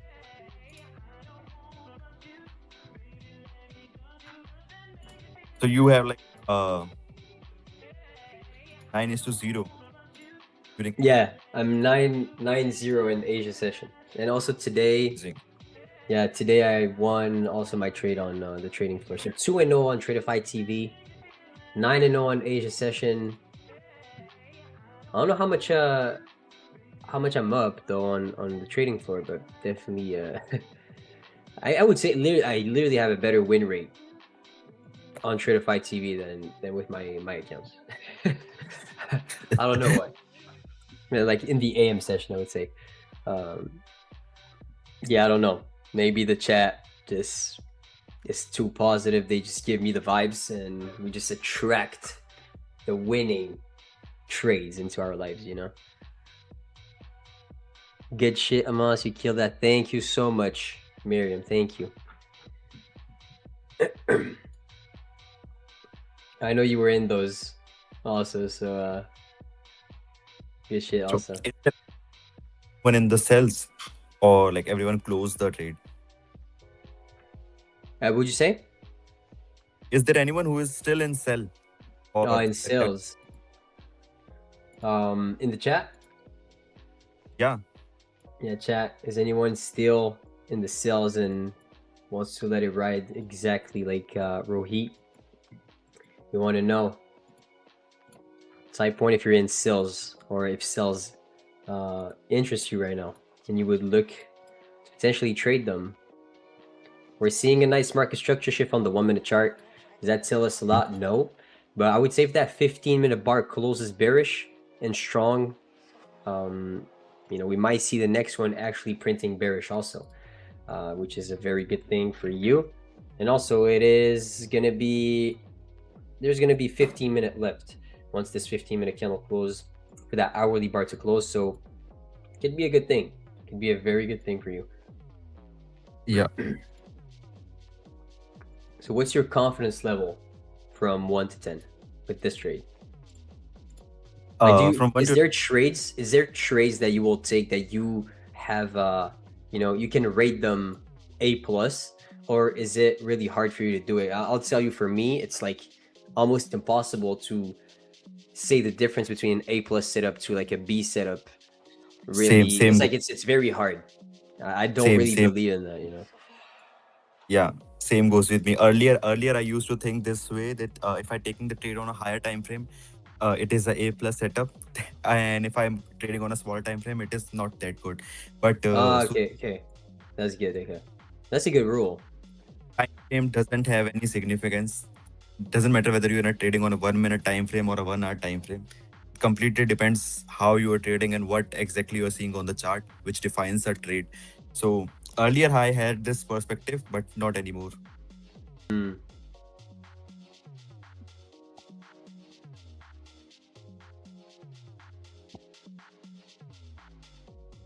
Let's see the chat here.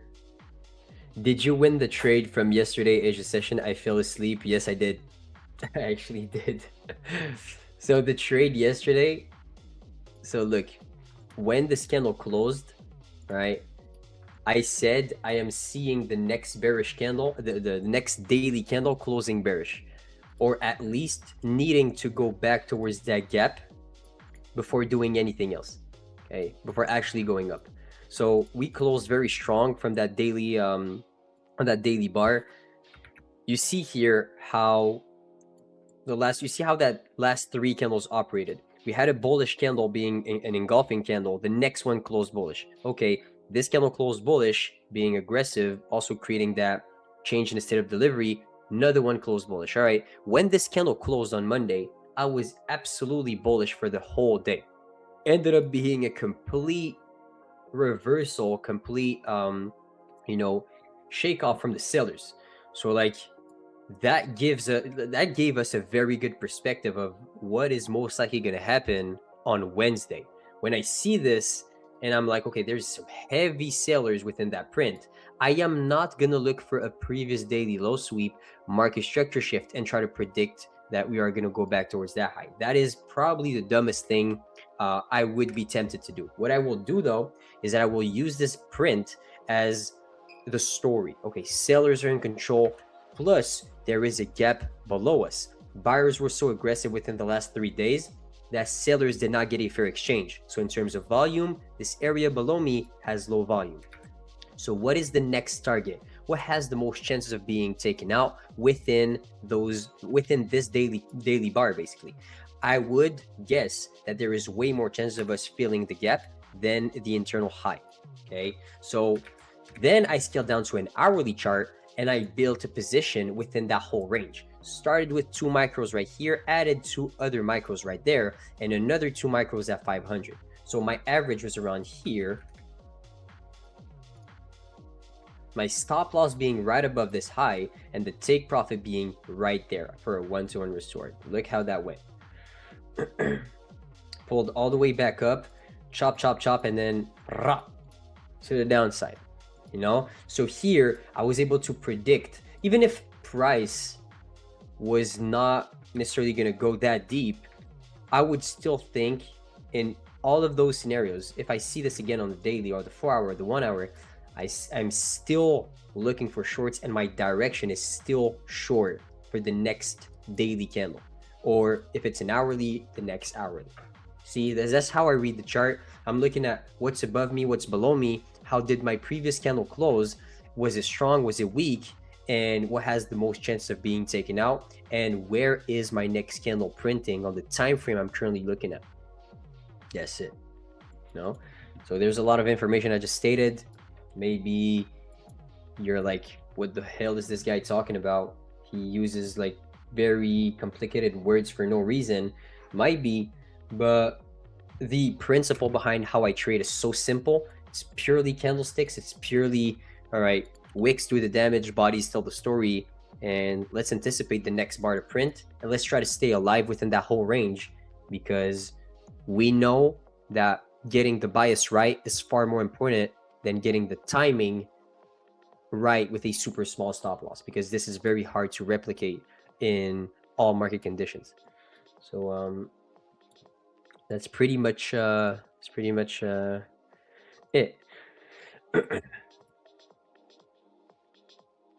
By the way, Rohit, I don't know what time you needed to go. I don't know what was your schedule, but like if you need to to leave, you tell me, brother. Okay. No worries. I'll till 8 a.m. here in India, so we still have like three hours. I'll sleep after 3 hours. Okay.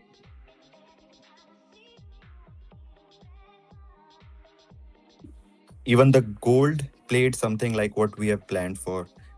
The gold also come to this level which we have planned.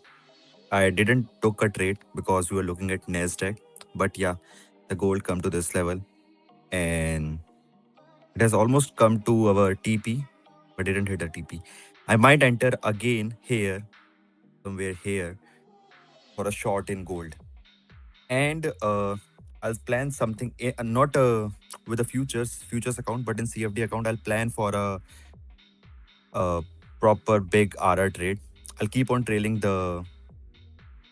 my SL and TP, but yeah, if it again comes up, I'll look for a short in gold.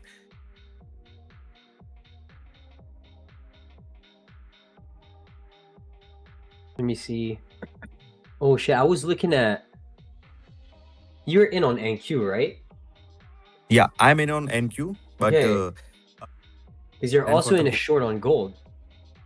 no, this is what we have planned for gold, but we were looking at NQ chart, so I missed this one. But if Oh, again you gold comes, missed it. we'll Oh, enter. damn. If Okay. yeah, Does it not scare you to see like that there was a reaction first, but then it pulled back on you? Or you're like, if you miss the entry, you still like the level, so you're very confident in the fact that you're at least gonna get a bounce from that area. no, I am like more confident with gold compared to that of NQ, because like I'm trading Okay. gold from it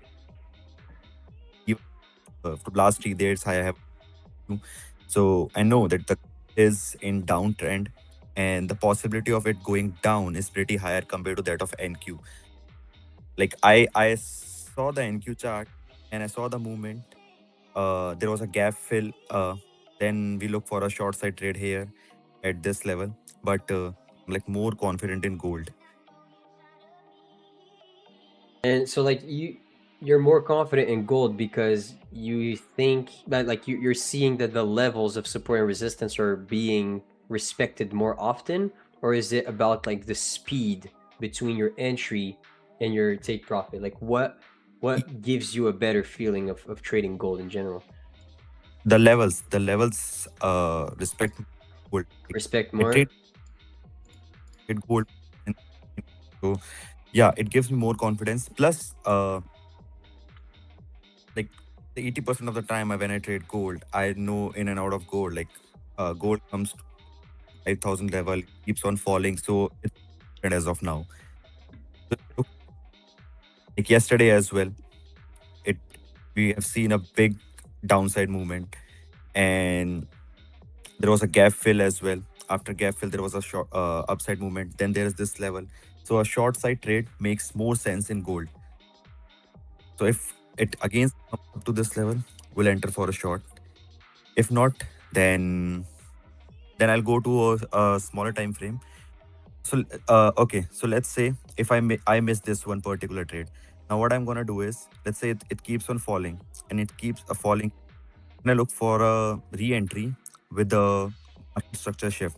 So it's forming higher low, higher high. Maybe it forms a lower low here. Then I look for a market structure shift. Then I look for a sell side trade. If it didn't Mm. go up, but the Oh price, yeah.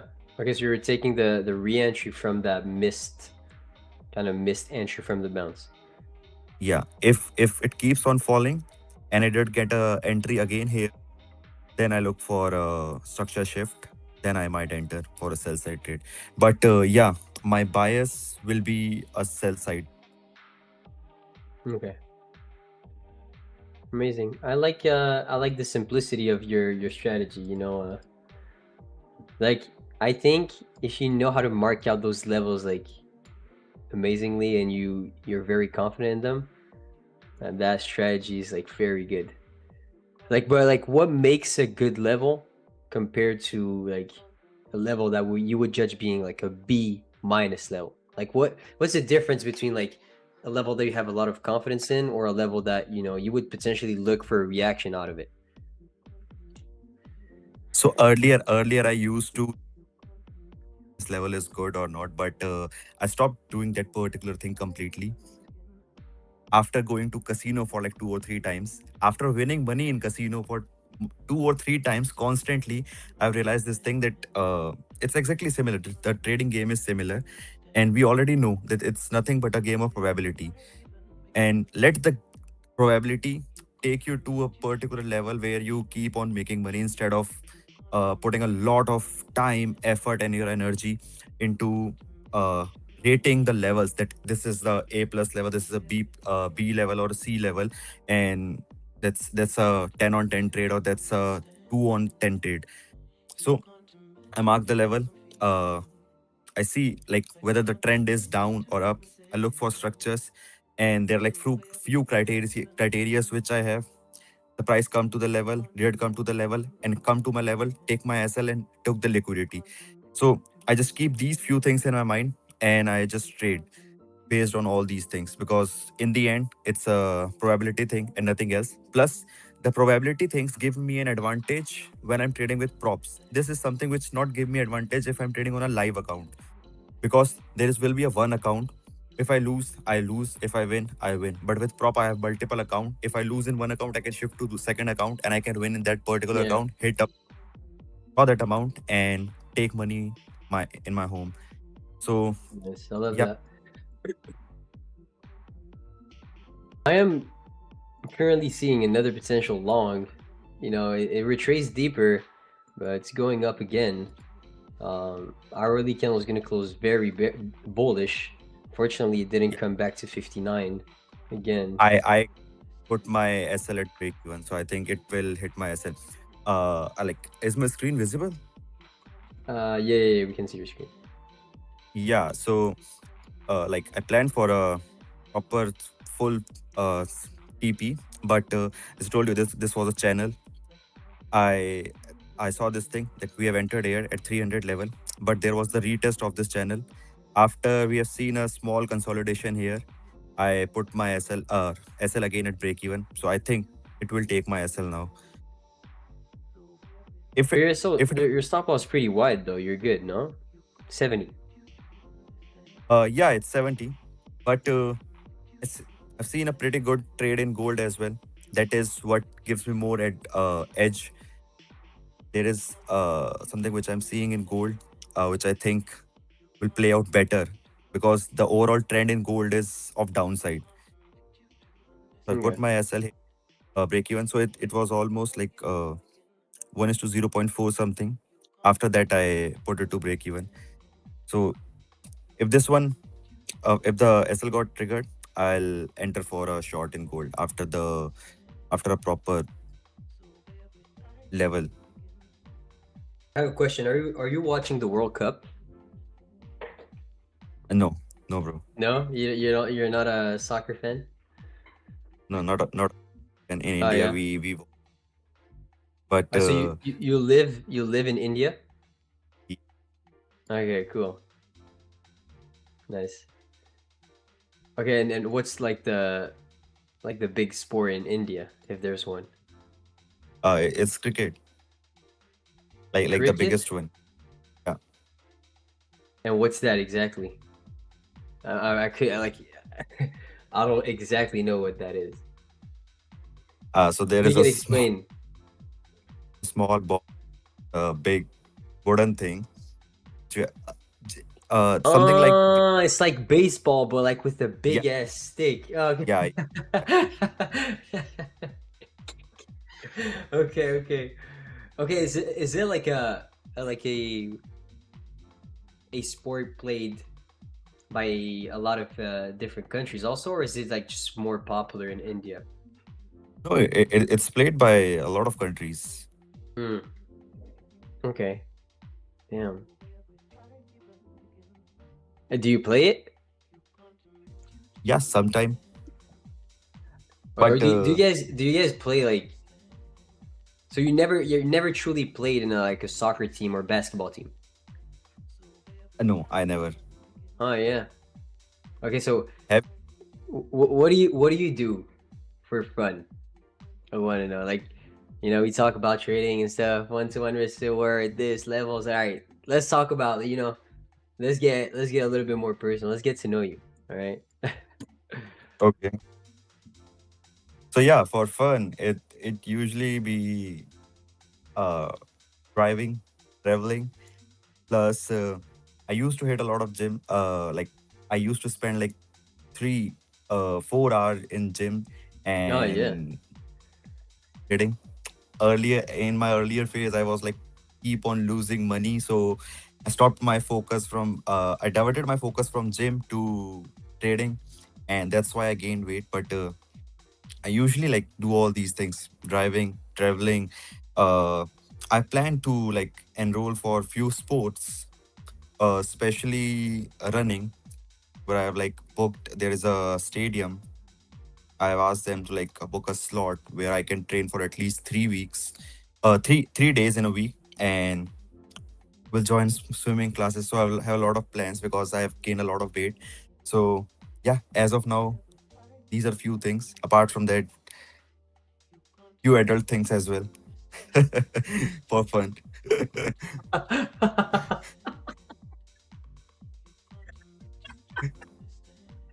All right, brother.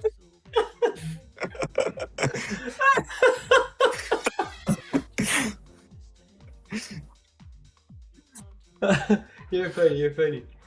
Holy shit. You made me laugh, bro. That was fucking funny. No, that was good. All right. Oh shit. Chad said that cricket was like painful to watch. Do you agree? Like, do you watch it? uh, like the break even or Like, NQ. no, no, no, cricket. Like the Okay. sport. Yeah, like it's quite famous in India, but I have a lot of people whom I used to connect with when I started trading and when I came on social media. And people outside India don't watch cricket a lot. But here, like, people are crazy about cricket. Personally, I don't watch it a lot. I personally like watch other sports, and but if in India, people are like obsessed with cricket. Like people, how people are obsessed with soccer and all these things. Yeah, And yeah, yeah. Okay, amazing. All right, so chat. Let's try to run some giveaways. Um, Rohi, I'm seeing that in the back end. You it was a pleasure to have you on the stream, my brother.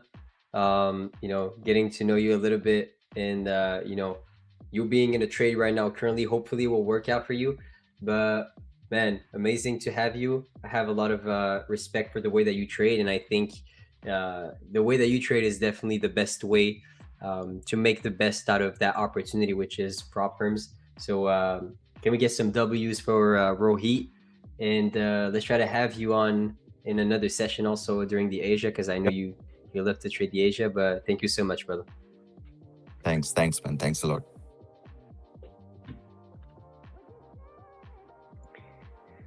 All right, chat. How's everyone doing? Um,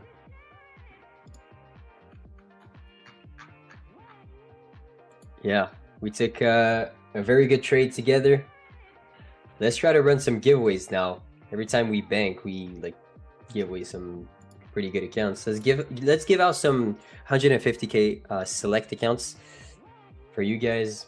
Okay, I'll give you guys the choice. What do you prefer, 150k select or 150k growth? Let me know. Whatever you guys want, you'll get it. All right. So first light goal 260. Second light goal. Holy shit! Price is moving. Oh, imagine. Oh my fucking god, chat. It's 8 p.m. open. Imagine if we hailed. Just imagine if we hailed that shit. Pro. If price was not willing to actually retrace that deep, bro, it would have been. That's an extra 60 handles. Sorry. That's the greed talking right now. It's not me. You guys prefer to select? Shit. Alright. Oh my god, so many so many comments about the select. Shit. Alright. Let's do the selects. So no lightning. Chill out, brother. I'm gonna receive some DMs tomorrow.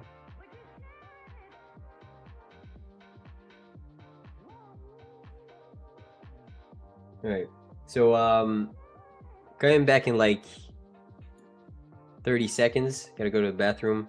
So let's hit 260 likes, first like goal. And once we get this, then we're gonna do the giveaway. So 150k select. We have the bot. We now have the bot. All right. So there is no more rigged allegations. I don't want to hear them. The bot is selecting them. And yeah, chopped his. That's not gonna be that word. We're gonna change words. All right, chat. I'm going back in 30 seconds.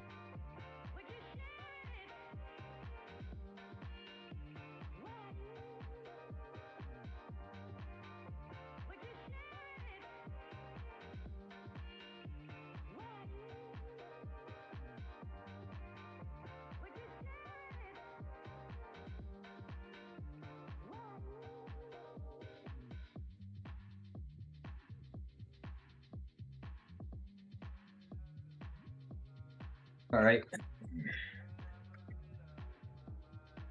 All right, chat. How many likes do we have? 264. Okay, so we can.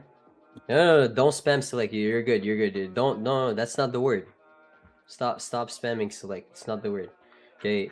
So, Tony, I'm gonna send you the word, and once it's set up, and let me see.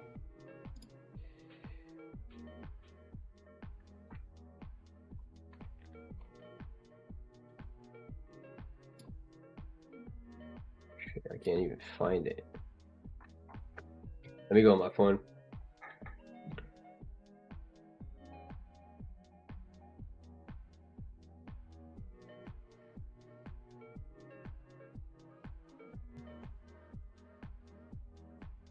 Bruh.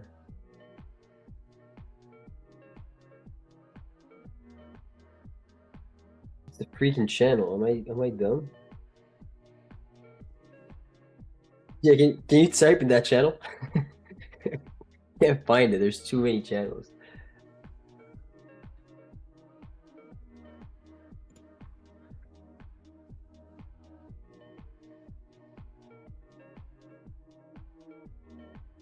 So just so that you guys know, if you spam, you're banned.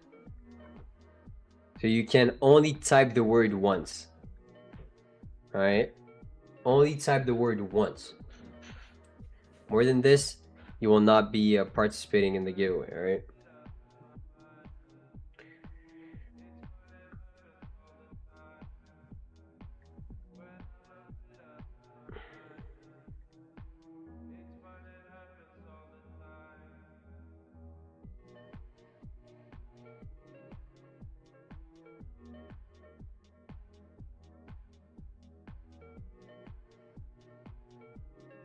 All right, so I typed the word to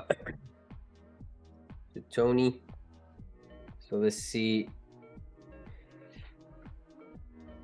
What's the word where I'm chilling still? Let's let him some time to set that up. And once it's set, I'll type the word. Type it once. If you type it more than once, it's over. The word is not. You guys are fucking crazy. Oh, you guys are crazy, bro. Holy shit.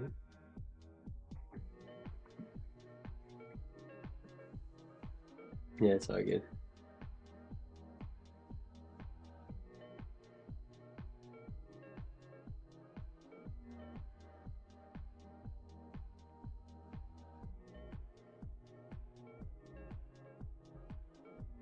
We're still doing the things for the bot right now, so like in 1 minute we'll be good. So the next light goal is 360. So at 360 we're gonna do another 150k select, and then 450 another one. So we are 547 people in the chat. I think we can easily have 500 likes. Everyone just click the like button right now. I could be giving away at least 3 accounts per day.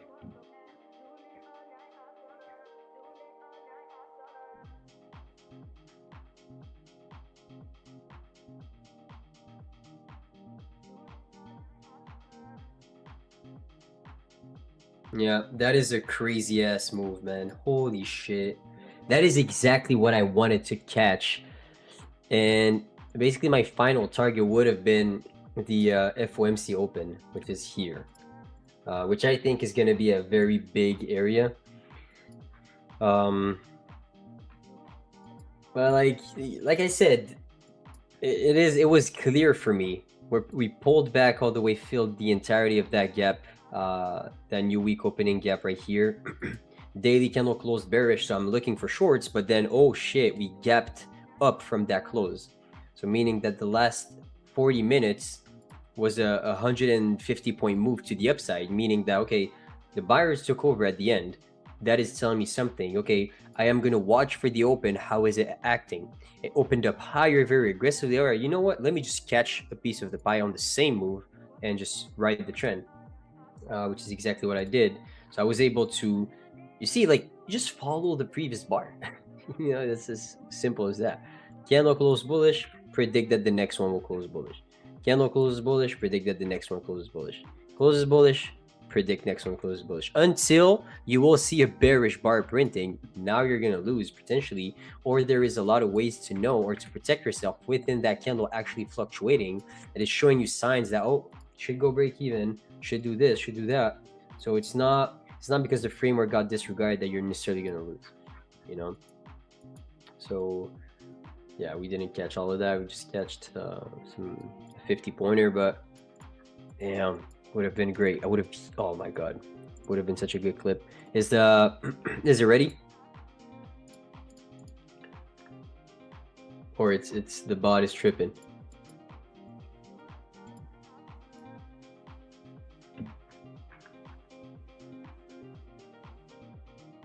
All right, so the word is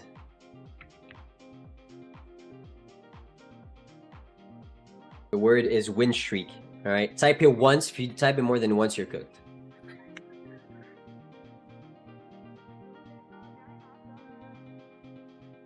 Is it coming in?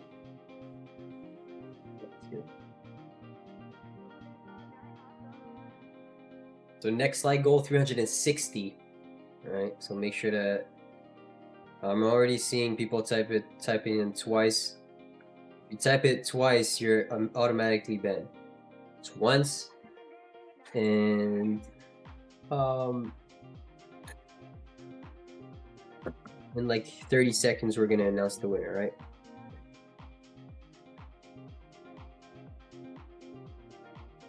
So next slide goal 360. Come on, chat. Come on, chat. What a banger. What a banger we took today.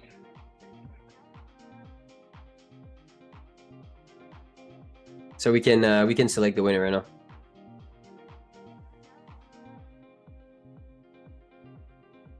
Yo, Dan, my brother. How you doing, Dan? Whiz.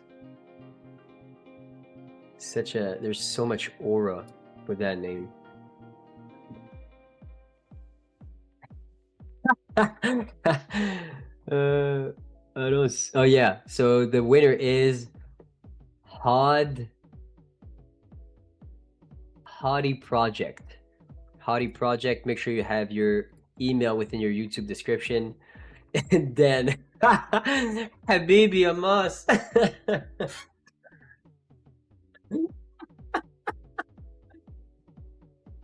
Habibi, please. Can we meet each other tonight? Oh my god, Dan. That is some good lore. Definitely, brother. Habibi, sorry, I fell asleep. And they always talk like this too. They sing. They literally sing while they're talking. Habibi, you look so good. All right. It's 340. We need 360. All right. All right, chat. Come on, 360. That's the second light goal, and then the third. Come visit me, Habibi. Shit, bro.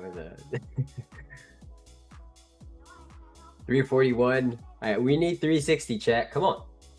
What's happening?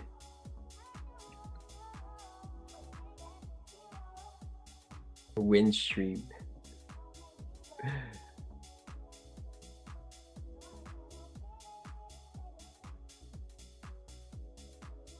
All right, all right.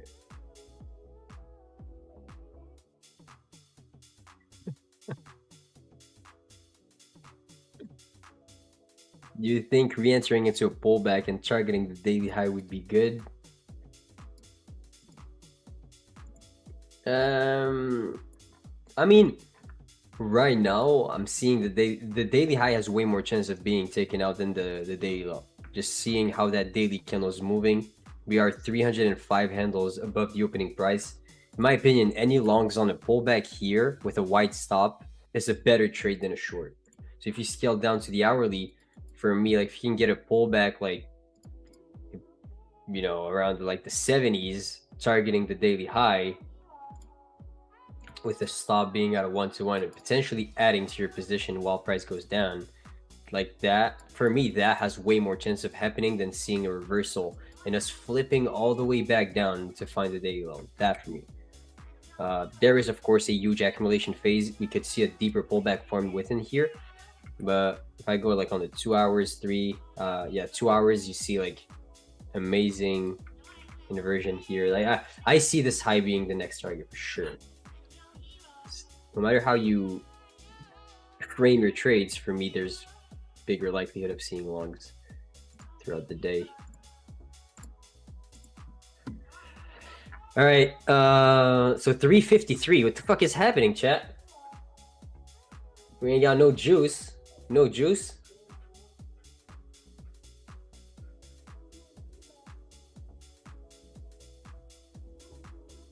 Moss Asia session is the best Tradeify TV. Let's go. Let's go.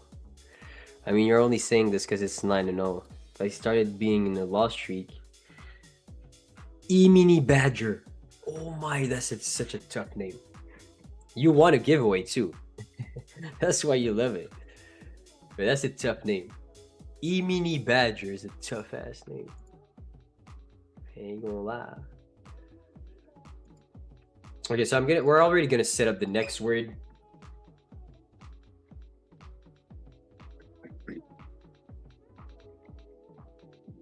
We're already gonna set up the next word. So 359.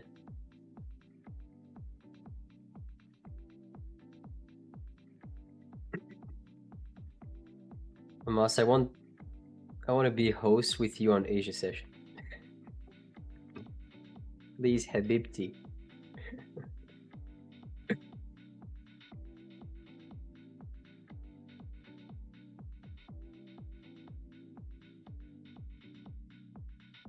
Moss is the best duo cast, low-key.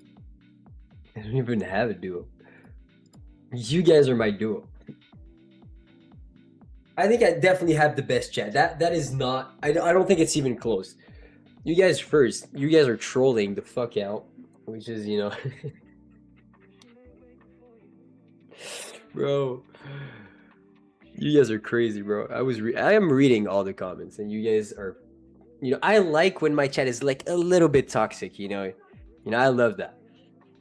You know, it's good to have, of course, positive chat and stuff, but like, you know, we like the little adversity, you know, sometimes you gotta beef a little bit, you know. Is there a live tomorrow? Yes. All right, so the next word is this set up? All right, the next word is Habibi. Habibi, please come meet me in Arizona.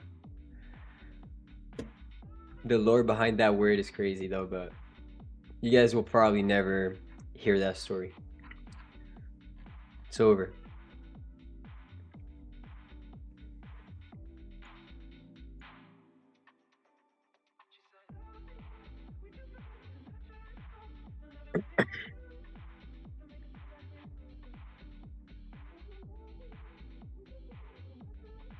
So higher time frame wise, you know, love the longs here if you can get a pullback back towards the daily high. For me, makes way more sense than the daily low.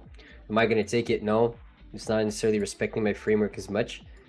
It would be just more of a prediction based on how that daily candle opened and capsulated back above the previous day's open, which is 305. Shout out Miami. Shit, I'm getting fast now. Sheesh, I'm getting fast now. All right, we can select the winner, the Habibi that is gonna win. I hope it's a Habibi. Okay, congratulations, Bert Jacobo. Bert Jacobo. Congrats, my brother. You won 150k select account from Tradeify. Make sure to have your email in your YouTube description. Oh shit. I ran earlier for the first time in like 3 weeks.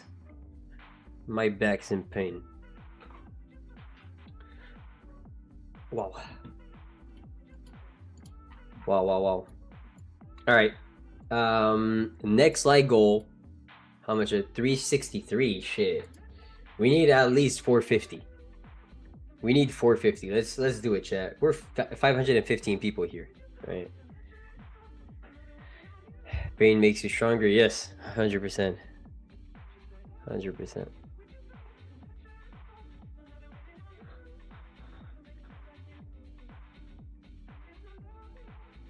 Moss, did you get stopped out on your trade yesterday? Crazy how that ended up playing out.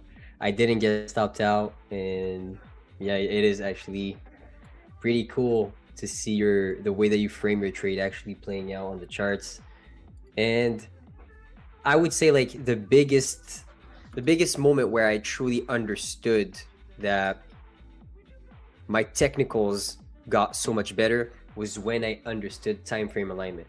Okay, if I take a trade on the daily, then I should never look at the 1 minute chart. I should never look at, you know, the 15-minute chart. If I'm taking a trade off of a daily, you know, I want the daily high or low to be taken out. I should look at an hourly / 4 hour chart. And I don't care about, you know, those movements within that range, because it's about the direction and not about having a tight stop and top and bottom taking the market, you know. So that's pretty much it. But yeah, it ended up playing out perfectly, and you know, it's not the first, not the first, and will definitely not be the last. That's how I view it.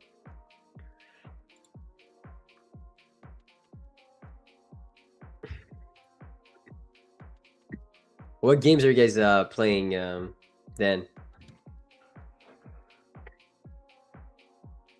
500 people, but so many of them are Smurf accounts.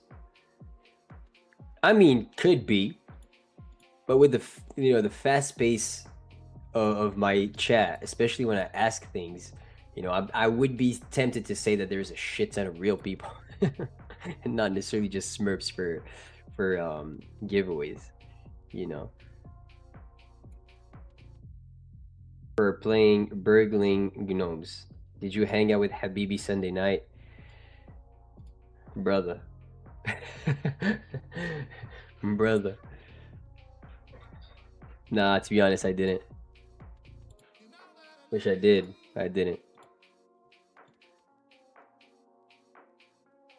He sent me a message. He was like, Habibi, I fell asleep.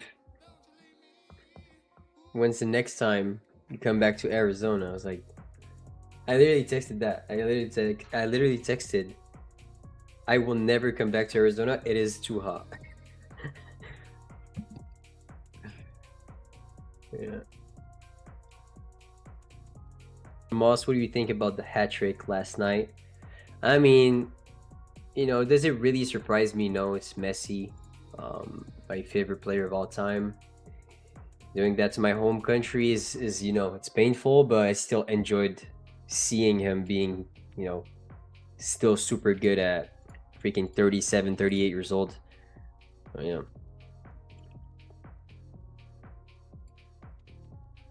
I'm also hanged out with trend lines. No, fuck no, bro.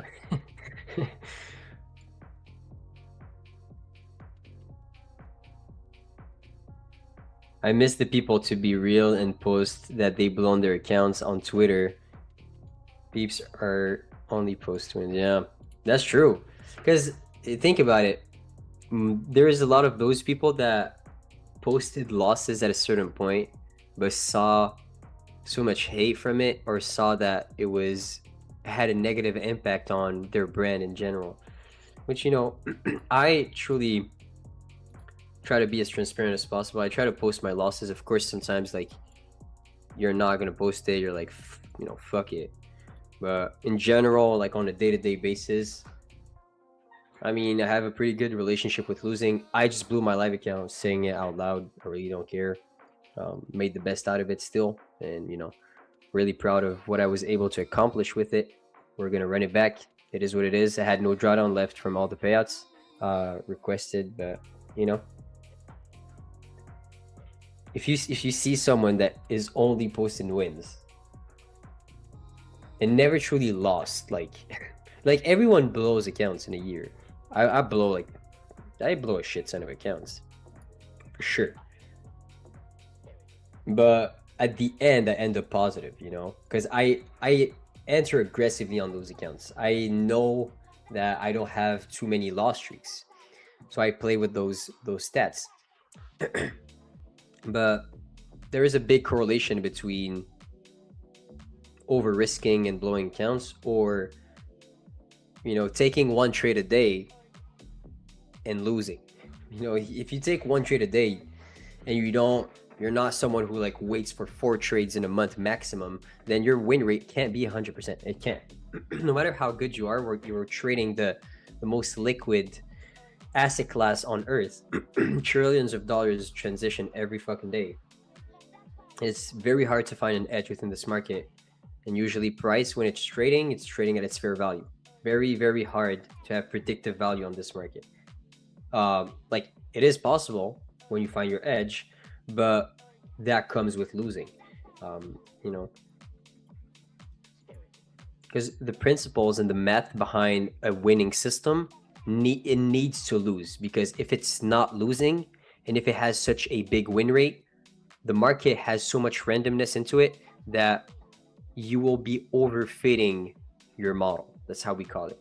Overfitting is a concept that justifies that the market has a lot of randomness, and if your win rate is so high, or you have such a if your Sharpe ratio is above 3, is it Sharpe ratio, or like your, what is it, it's not Sharpe ratio, I forgot the word in English, but you can't have a perfect system, because if it is perfect, then it means that it blended in a lot of noise that will not repeat itself. And I stated that multiple times here. So a good system is a losing system, like a system that loses but survives through difficult market conditions, survives and makes money, you know, at the end. So we're at 382 likes.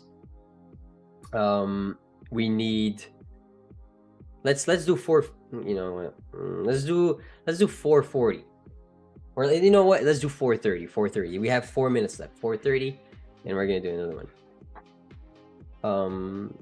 No, it's not Sharpe ratio. I can find it. I just forgot the word completely.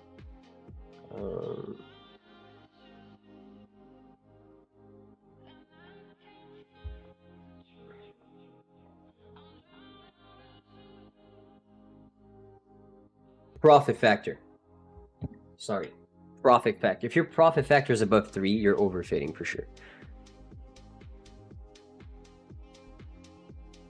You think? The fuck are you talking about, bro? The hell is that? You withdrew yourself out. I literally did. I literally did. What's your Insta, bro? amos.pft. You know, starting to grow hell on Instagram. You know, I started to get some good impression farm from some good short form videos. Let me see how much I gained. Last video has 22,900 views in 6 hours. That's pretty good. I have 23,300 followers.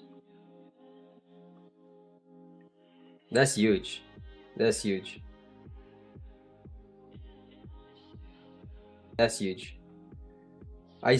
Keep in mind, I started this Instagram 6 months ago. So in December, and really end of November. So hope to be at 100K by the end of 2026. Hopefully 100K on YouTube, 100K on Instagram. I don't know if Twitter is so hard to grow. I have like 40K followers on Twitter, but like I haven't grown too much. Well, should I keep holding the longs? It depends where you entered. If you entered there at 420, a stop would be a good a good idea. It's always how you positioned yourself, and did you position yourself to have the right bias on the daily, or did you position yourself to, win on a quick scalp? You see here, for me, I try to win on a quick scalp, turned it into more of a, intraday hourly trade, or like slash 30-minute trade. But it started with a quick scalp of like 20-30 handles that I was very confident in, but turned into more of a day trade. But yeah, so pretty much it for me. Amazing stream. Appreciate you guys so much for being so active in the chat, being some amazing people here. So 9-0 currently within the Asia stream, hopefully 10-0 tomorrow. But it's been amazing. We rode we took that long here, just trading with the trend, not trying to play a reversal for no reason. Also yesterday called out the good short that ended up hitting during the New York session. Of course it takes time, but if it's a daily trade, then it will definitely take multiple hours before actually hitting the target. So amazing stream. Thank you guys so much, and I see you guys tomorrow at the same exact time. Peace out.